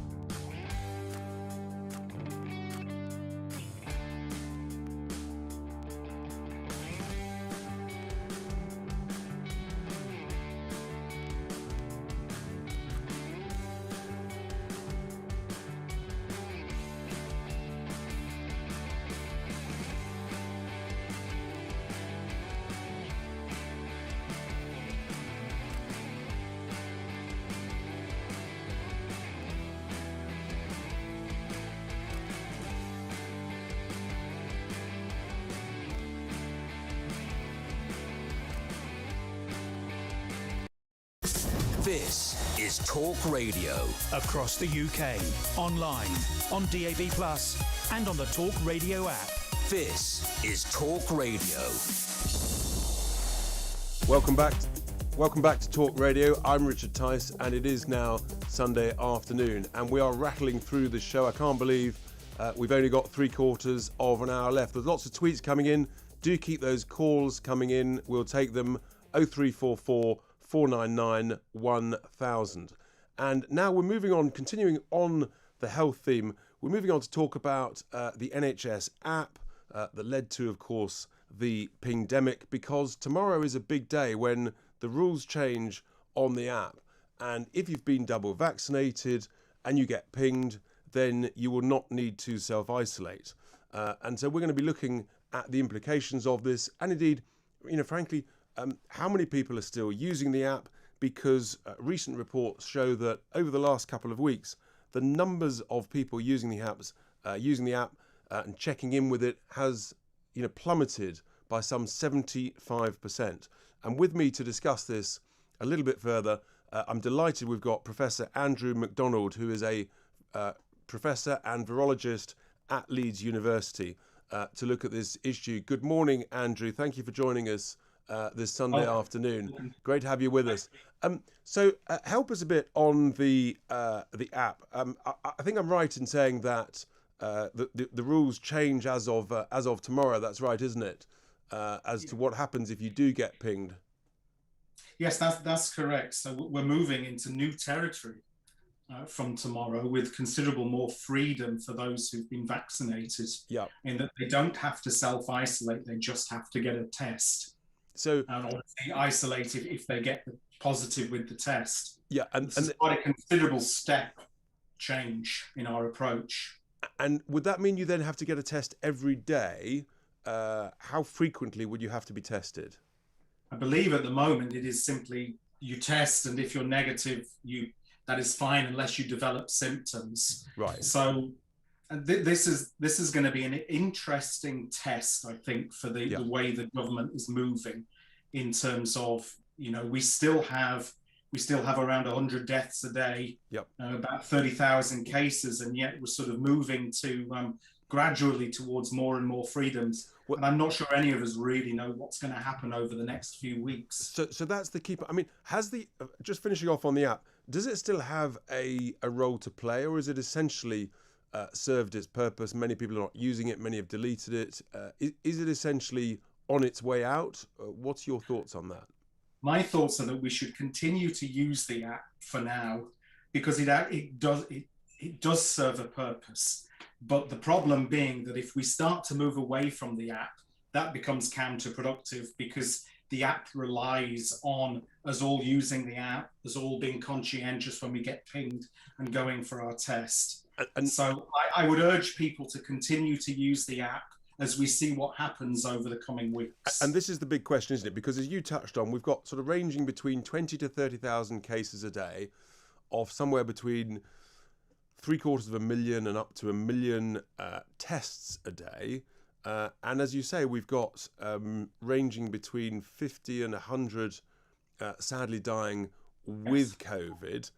But when I looked at the data last night, that is, of course, the average age is still around about 80. I think I'm correct in that. And those daily deaths are around between sort of 4 and 7% of the average number of people who die, sadly, every day of every week. Are we at the point, do you think, Andrew, that in a sense we're now we've got to live with this? This is how we live with it, and it's a bit like flu, and sadly there are 15,000, give or take, flu deaths every year. Do you think we're at that point and that it'll settle here? I think it's too soon, honestly, for any scientist to tell you what's going to happen, because we're over summer. Obviously, schools are out, universities are out. We've still had, for most of summer, we still had some sort of social distancing measures in place. We've started to come out of those. Cases are sort of they're sort of flat, but there's a little hint that they're going back up again. I think the real test for the UK and the one that probably most of the rest of the developed world will look at, is when schools return, when universities return. Are we going to see a significant increase that correlates with that return, that correlates with autumn, cooler weather, going back indoors? I would not trust anyone at this point to give you an absolute answer to the question. I think, as frustrating as it sounds, I think we're going to have to wait and see. But I guess, Andrew, that's part of just learning to live with this and with the ebbs and flows. And we hear that now some 93%, I think was the last figure I saw, of adults have antibodies, either through having had the vaccine or through having caught COVID or through possible T-cell immunity. If that figure's right, I mean, does that mean we've reached herd immunity? And where does that sit relative to the booster program that the Health Secretary has talked about and that is going to begin, we're told, pretty shortly? I think the reason that we're going to get a booster potentially is that we may see waning immunity in certain populations that were vaccinated very early on in the process. Those that may be still clinically vulnerable that have been vaccinated. So I can appreciate why we need that booster program.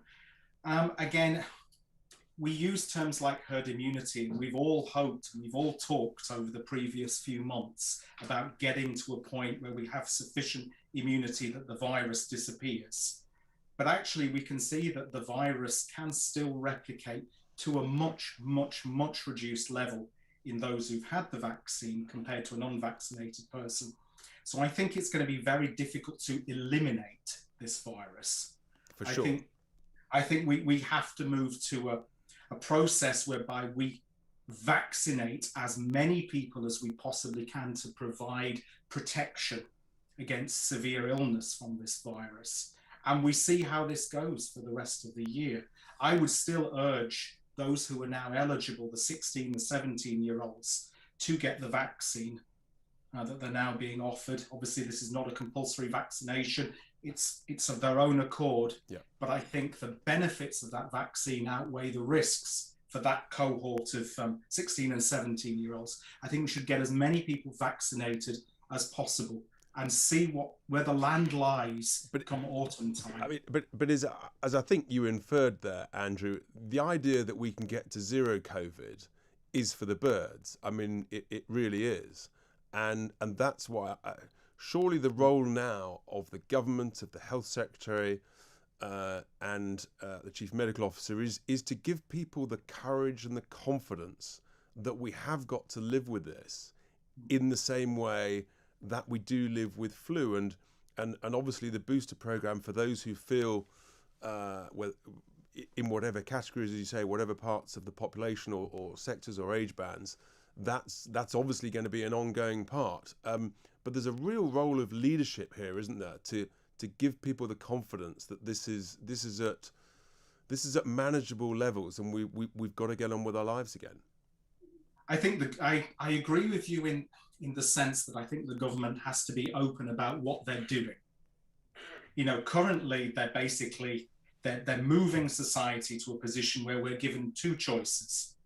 We either get the vaccine or we get some form of immunity through natural infection, the more dangerous route. I think if this is the strategy that the government wants to take, and it certainly looks that way since we've removed masks, we've removed bubbles, we've removed contact tracing, and we're not vaccinating children. So it looks as though this is the strategy that the government's going for. But if that is the case, then they've got to be open with the public, with all of us, you, myself, and say, this is what we think is the best approach, and this is why. And then we make the decision if that is the best approach. You know, we have to embrace that. But I think they've got to be upfront about it. I'm not sure they are right now. I wholeheartedly agree. You've got to be honest with people. You've got to be open and say, look, you know, this is what we know, and this is what we're unsure about, and this is what we don't know. These are the pluses and minuses of the different routes. But this is where we've concluded, because our role as running a government, running the country, is to essentially, you've got to weigh up the balances. You've got to weigh up the balance of interests and give some real confidence to people. And ultimately, Andrew, people are going to have to, in a sense, form their own decisions based on that information. Yes, I think you're right. And actually, we need leadership, because we as a country, we are an outlier in strategy. Just take one example, and that is vaccination of 12 to 16-year-olds. We're probably one of the few developed countries that isn't going down this route. And JCVI have given their reasons for that, and that was some hesitancy over risk from the vaccine. But new data that's come from quite large studies in the States suggests that actually that risk is very, very low. But I think, if this is the strategy that the government is going for, they've got to be upfront. They've got to be upfront. They've got to be upfront and honest. Indeed, that's another whole debate about vaccinating children, which is obviously no question going to be one of the topics over the coming weeks. Andrew, thank you so much for your time, for those thoughts, and we completely agree on the need for openness and leadership. You're listening to Richard Tice. This is the competent, common sense home. It is, of course, Talk Radio. Online and on your smart TV.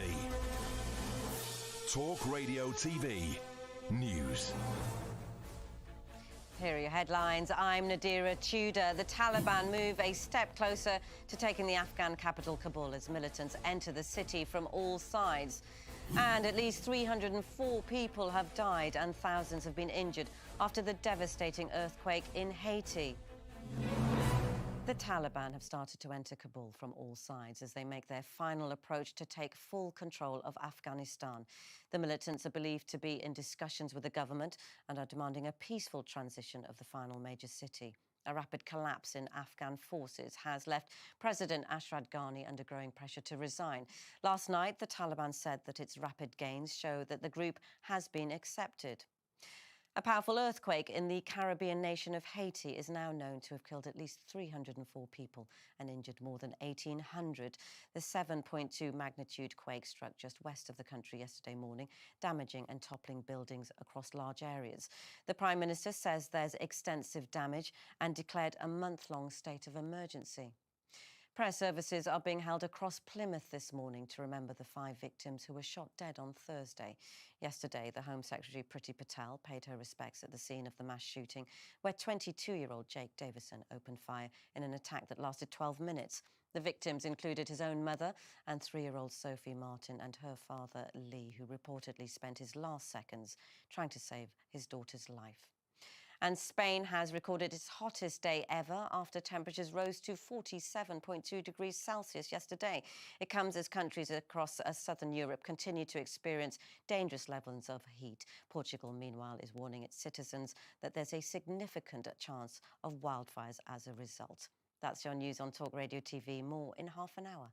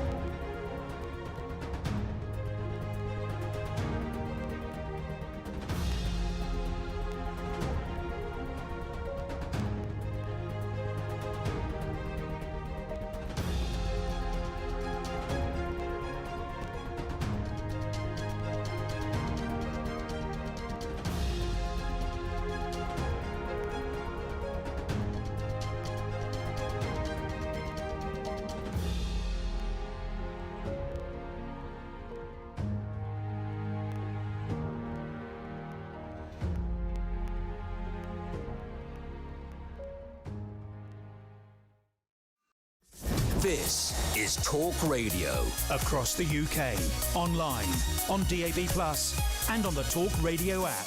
This is Talk Radio.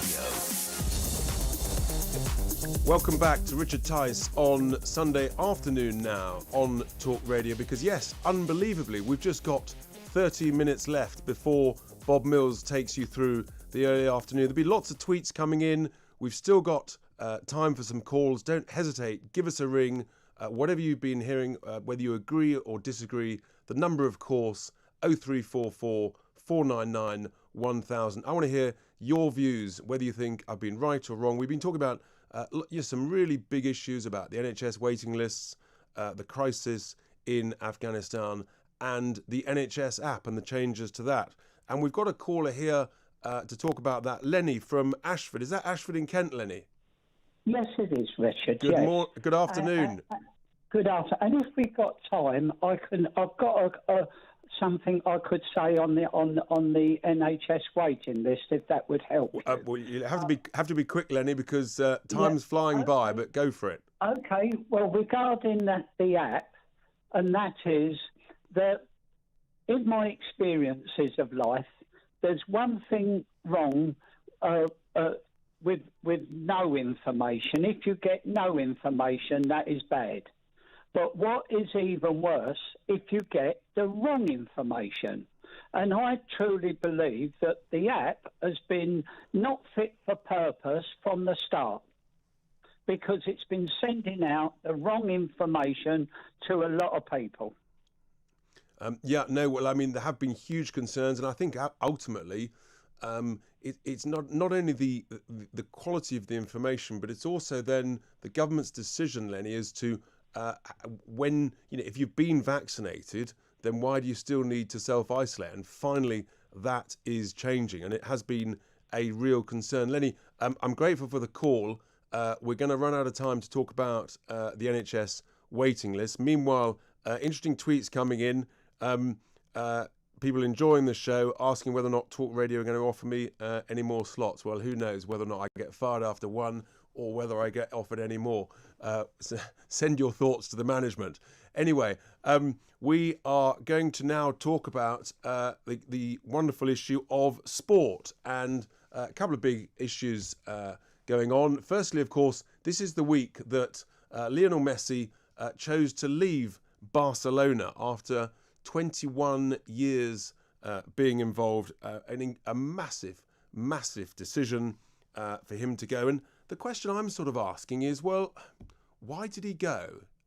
If he's so in love with Barcelona, did he really need to go? And I'm hoping that we've got Stuart Weir, sports journalist, here with me on the screen to talk about this. Stuart, good afternoon. So, Stuart, in a sense, has he just gone for the money? Good afternoon. Hi there, Stuart. Thanks for joining us. Has he gone just for the money? Not that he needs any, given that reports are he's worth hundreds of millions, or actually has he slightly got bored at Barcelona and wanted to rejoin the likes of Neymar and Mbappe at PSG? No, I think the reason is that Barcelona have fallen foul of the various financial rules within the Spanish league setup. Back in October last year, we found out that they would have to reduce their wage bill from around 670 million down to 380 million. And of course, a huge part of that is the wages that were being paid to Lionel Messi. However, even with Messi now gone, given the salary cap in Spanish football, Barcelona are still running at 70%, or the rules that are running at 70% of turnover for the salaries. Barcelona are still running at 95%. So regardless of what Messi wanted to do, or Stuart, we're struggling with the signal. It must be the clouds or something. And we're going to get you back on to talk about why Messi has felt forced to leave Barcelona. The question I've got, and if you're listening or watching, you may have a view on this. I mean, look, if this bloke's worth many hundreds of millions of euro, and if he's still earning tens of millions a year from sponsorship deals, and if he loves Barcelona, why didn't you just say to Barcelona, well, if you've got a struggle with if you've got a problem with the salary cap, look, I'll work for €1 a month or €1 a week, and I'm still earning plenty. I'm just wondering whether actually, where's the pressure there? Is it naive to think that he's got enough cash, he doesn't need it, or actually has he left because he's bored? I hope you heard that, Stuart, as to if the salary cap is the issue, he could have just said, well, I'll take the sponsorship revenues, but you don't have to pay me a weekly wage. Yeah, and even better would have been for Lionel Messi, given all the money he's taken out of Barcelona, to offer to pay Barcelona for the right to play. I think it's a rather, I don't think he's actually a registered charity quite yet, but that might have been the only way he could have still played for Barcelona. And, and again, as I said a moment or two ago, even if he's playing for nothing for Barcelona, he still had to go. There's a part of me, even though he was introduced last night as a PSG player with the stadium announcer giving it, up to 11 on the loudspeakers just to raise the temperature a bit more in the stadium, that somebody somewhere will come out with a contract or a legal clause that says that Barcelona still own the toes on his left foot, therefore he can't actually play for PSG. But they're paying him £1 million a match. He will make an absolute fortune out of if he's a percentage of any football tops that or replica kits that PSG will sell off the back of his appearance at the club. But he's obviously, Stuart, he's obviously in the sort of how long has he got? I think I'm right in saying he's 34. Yeah. He must be approaching the twilight of his career. How much time do PSG realistically think they're going to get out of him, and can he continue to be arguably the best player the world's ever seen? Well, gone are the days when you and I watched footballers who were considering buying a pub or retiring, at the age of 30 or 31. These guys are absolutely super fit athletes now, and I don't think there's any surprise that he's planning for a 3-year stay in Paris, and probably wondering if there's going to be an extension after that. I think PSG will milk this deal for all it's worth, hopefully not falling into the same trap as Barcelona have done. But I think Messi is great news for French football. It's given it, even though they have people like Mbappe there and Neymar there, I think the fact that Messi has arrived gives them a bit more kudos, and who knows how long he might last. You and I might be still on here, hopefully, in about 15 years' time when he's approaching his 50th birthday and still playing. Well, Stuart, as a lifelong Liverpool fan, obviously I'd much rather that he came to Liverpool, but we couldn't afford anything like that. But who knows? Before you go, Stuart, the Test cricket, something pretty extraordinary seems to be going on. I was at Lord's on Friday when Joe Root came in, and I think it was about 23 for 2. And I said to the people beside me, we need Root to stay in for about a day and a half. And sure enough, that's exactly what he did. I mean, unbelievable performance, wasn't it?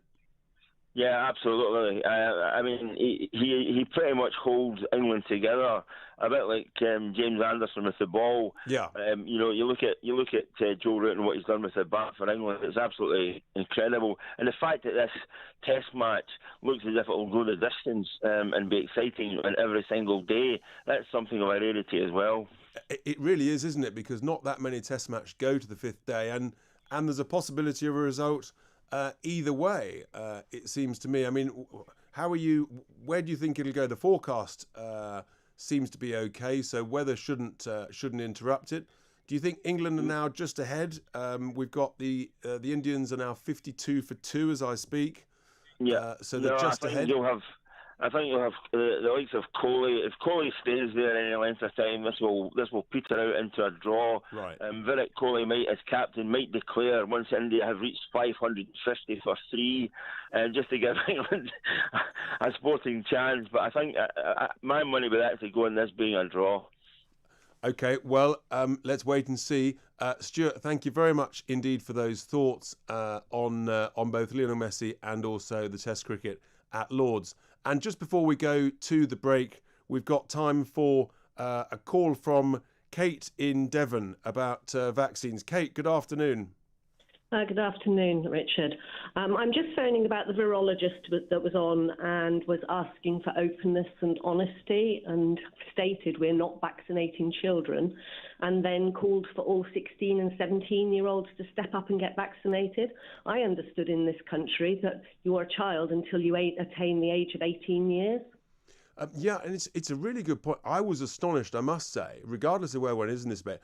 I was surprised, Kate, that 16 and 17-year-olds could make the decision whether to be vaccinated or not, essentially on their own, as opposed to requiring parental consent. That was a surprise to me. I think that I still go back to when Matt Hancock stood in the House of Commons and said, "This is a vaccine for adults," and I think I'm with you that adults, that's at the age of 18 plus. They said they weren't going to vaccinate children, and then and initially the JCVI said that they couldn't recommend it.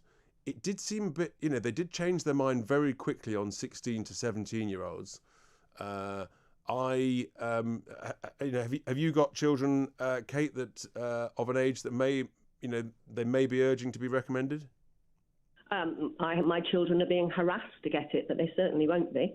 Right. Yeah. And I think we have 16 and 17-year-olds who aren't allowed to smoke. They're not allowed to vote, but they are allowed to decide to take a vaccine. This is experimental, has no long-term or mid-term effects known. It's absolutely disgraceful. But I do think when you get your experts on, they should at the top declare where they get funding from, particularly from the universities when they're in the universities, because I think there's an awful lot of experts getting funding from various foundations. We've certainly seen all sorts of issues around that. Kate, thank you very much indeed. And I think the debate about vaccinating children is going to run and run without question. But I'll just come back to that point that the Health Secretary stood in the House of Commons and said we're not going to vaccinate children. But this is a debate that will run and run, and we have to run to the break. I'm Richard Tice, and you are listening to the home of common sense. It is, of course, Talk Radio. Online, on DAB, and on the Talk Radio app. Talk Radio. Offence archaeology on Twitter. Quite terrifying. Have a day off. Use some common sense. People can say whatever they want.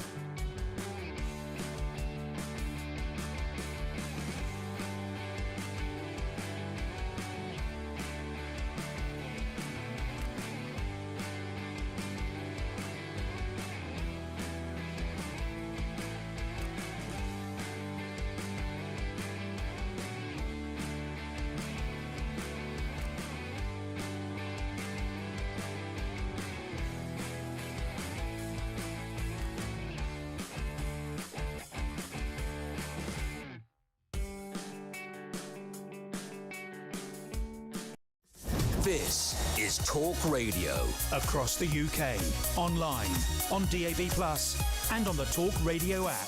This is Talk Radio.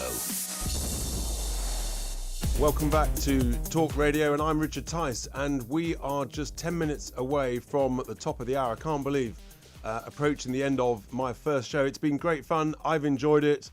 And looking at comments on Twitter, by and large, they seem to be relatively positive. Lots of thumbs up.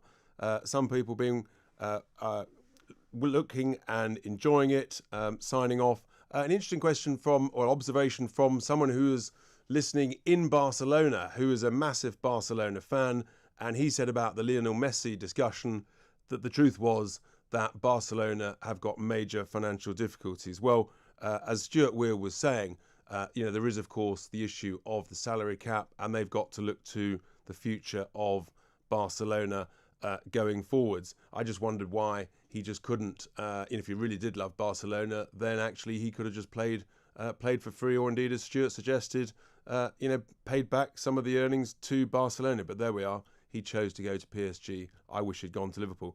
Lots of other kind comments, observations. We've had a busy show. We've been through lots and lots of issues. We started on the ongoing crisis in Afghanistan, and just to recap there, the Taliban have moved in so quickly across the provinces to the edge of Kabul, and indeed into Kabul itself, that not only have we sent 600 troops back, but the situation is so grave that the Prime Minister has recalled Parliament for, I think, later this week to discuss this issue. There's no question he is going to get one tough time from lots of the backbench Tory MPs who warned him that this situation was likely if we pulled out too quickly. So I think that's a really huge story. We also covered in detail the incredible investigation that Sunday Times journalists went through about the ties and links between the World Health Organization, the election of its leaders, and the Chinese Communist Party regime, and how they essentially ensured that the proper investigation as to the source of the leak of this massive, hideous, horrendous pandemic is properly understood. And again, I think this story will run and run. The WHO have denied the claims, but this, it's just such a big issue. We also covered, of course, the NHS waiting lists, 5 million plus. Some people fear it could go to 10 million plus. And, how we're actually going to get through this, because, of course, as we know, it's not just money that will solve this issue. There is going to be so much more. There needs to be reform, and that's certainly what I'm keen to talk about going forwards. And as we approach the end of this show, of course, it is inevitable that we have the incredible, the one and only Bob Mills. He has entered the studio, and we're going to hear from Bob in a second just exactly what he's got Richard, coming up. what a cracking show. Well, you're very kind, Bob. I've enjoyed really, it. really good. You see, I love it. When the show before me is dealt with all the issues, you can take some time off. Then I don't need to, because I don't do any of the issues. Oh, the vaccination, man, I was fascinated with. Really interesting. I'll tell you something. I listen to this station because I'm only on Sundays, and my show is what we call the Oasis show. Yep. It deals with nothing. I mean, look at it today. We've got Dick out of Dick and Dom. We've got a poet. We've got Jason Byrne, the comedian, and a woman out of Mamma Mia. That's the depth that we go into. That's how shallow this show is. Sounds fun. We've dealt with quite a bit this morning. Huge In amount. fact, there was one tweet saying we'd dealt with too much. But we've delved into some big detail on some big issues. There's a lot going on. Well, you do, and of course you have the tweets as well. People who don't listen to this might not understand. I sit here and I look through the tweets sometime, and they're nothing to do with me, because who's going to tweet about the woman out of Mamma Mia? Yeah. Apart from, I love that show, but some of them are vile. Yeah, I mean, some of them are so personal and rude and nasty. Yeah, look, it's inevitable. It's that's if you go on Twitter and you've got a profile, then that's just the nature. Yes, absolutely. But it's all good. Everything good with you? Yeah, absolutely fantastic. I've loved it. I've enjoyed it, and it's been fantastic, and the team have been absolutely amazing, looking after me, ensuring that the whole thing the important works. thing is, and this is what fascinates me, because I couldn't do it. I'd lose my temper when talking to people about Brexit, because there's so many idiots about. But the important thing is the ability, I find, to talk about these subjects with people who vehemently disagree with you, and yet still maintain a level of, I understand what you're saying, I really do. However, I think you're wrong. Yep. You may not be, but I personally think you're wrong, and it's a real skill. In a sense, it is unfortunate that political debate has degenerated. You know, the quality of it, because actually, of course, there are different views, different ways of solving the challenges, but you can do it in a courteous, respectful, polite way, and then at the end of it, agree to politely, well, we agree to disagree, and it's just so unnecessary. You sort of think when they really lose it and descend into abuse or cut you off or sort of anonymous online stuff, they've lost the argument. The whole online argument is something will at some point needs to be dealt with, but probably won't be in 10 years. It'll just become an accepted thing. But I do think one of the problems with online is the anonymous accounts, and actually the likes of Twitter and Facebook, they could deal with a lot of this by saying you've got to be a named account, because then actually, particularly when people are slandering you and libeling you, you can actually call them out and you can go after But that them. will never happen. Now, we've had this discussion on the show occasionally. That will never happen because it might cost them 2p. Yeah. It might cost them, by the time they've registered someone, oh, hang on a minute, that's 2 pence off our profit. Oh, we're not doing that again. Yeah, but it should happen, because it would improve the quality of everything. It would improve everybody's experience, Bob, online. If you haven't got that, that unnecessary abuse, vitriol, which it doesn't help anybody, does it? I know, but the problem is you're always going to come up against freedom of speech, mate. Freedom of speech. Now, until you understand what the phrase means, don't use it. Yeah. Okay. Because it isn't just those words. There's a lot of codicils involved. We have to learn, because it could be done so much better. Well, we're at the unbelievably 3 hours has flown by. I've enjoyed it. I hope you have too. My first experience presenting a show here at the home of Common Sense, Talk Radio. I want a huge thanks to my production team who've looked after me, steered me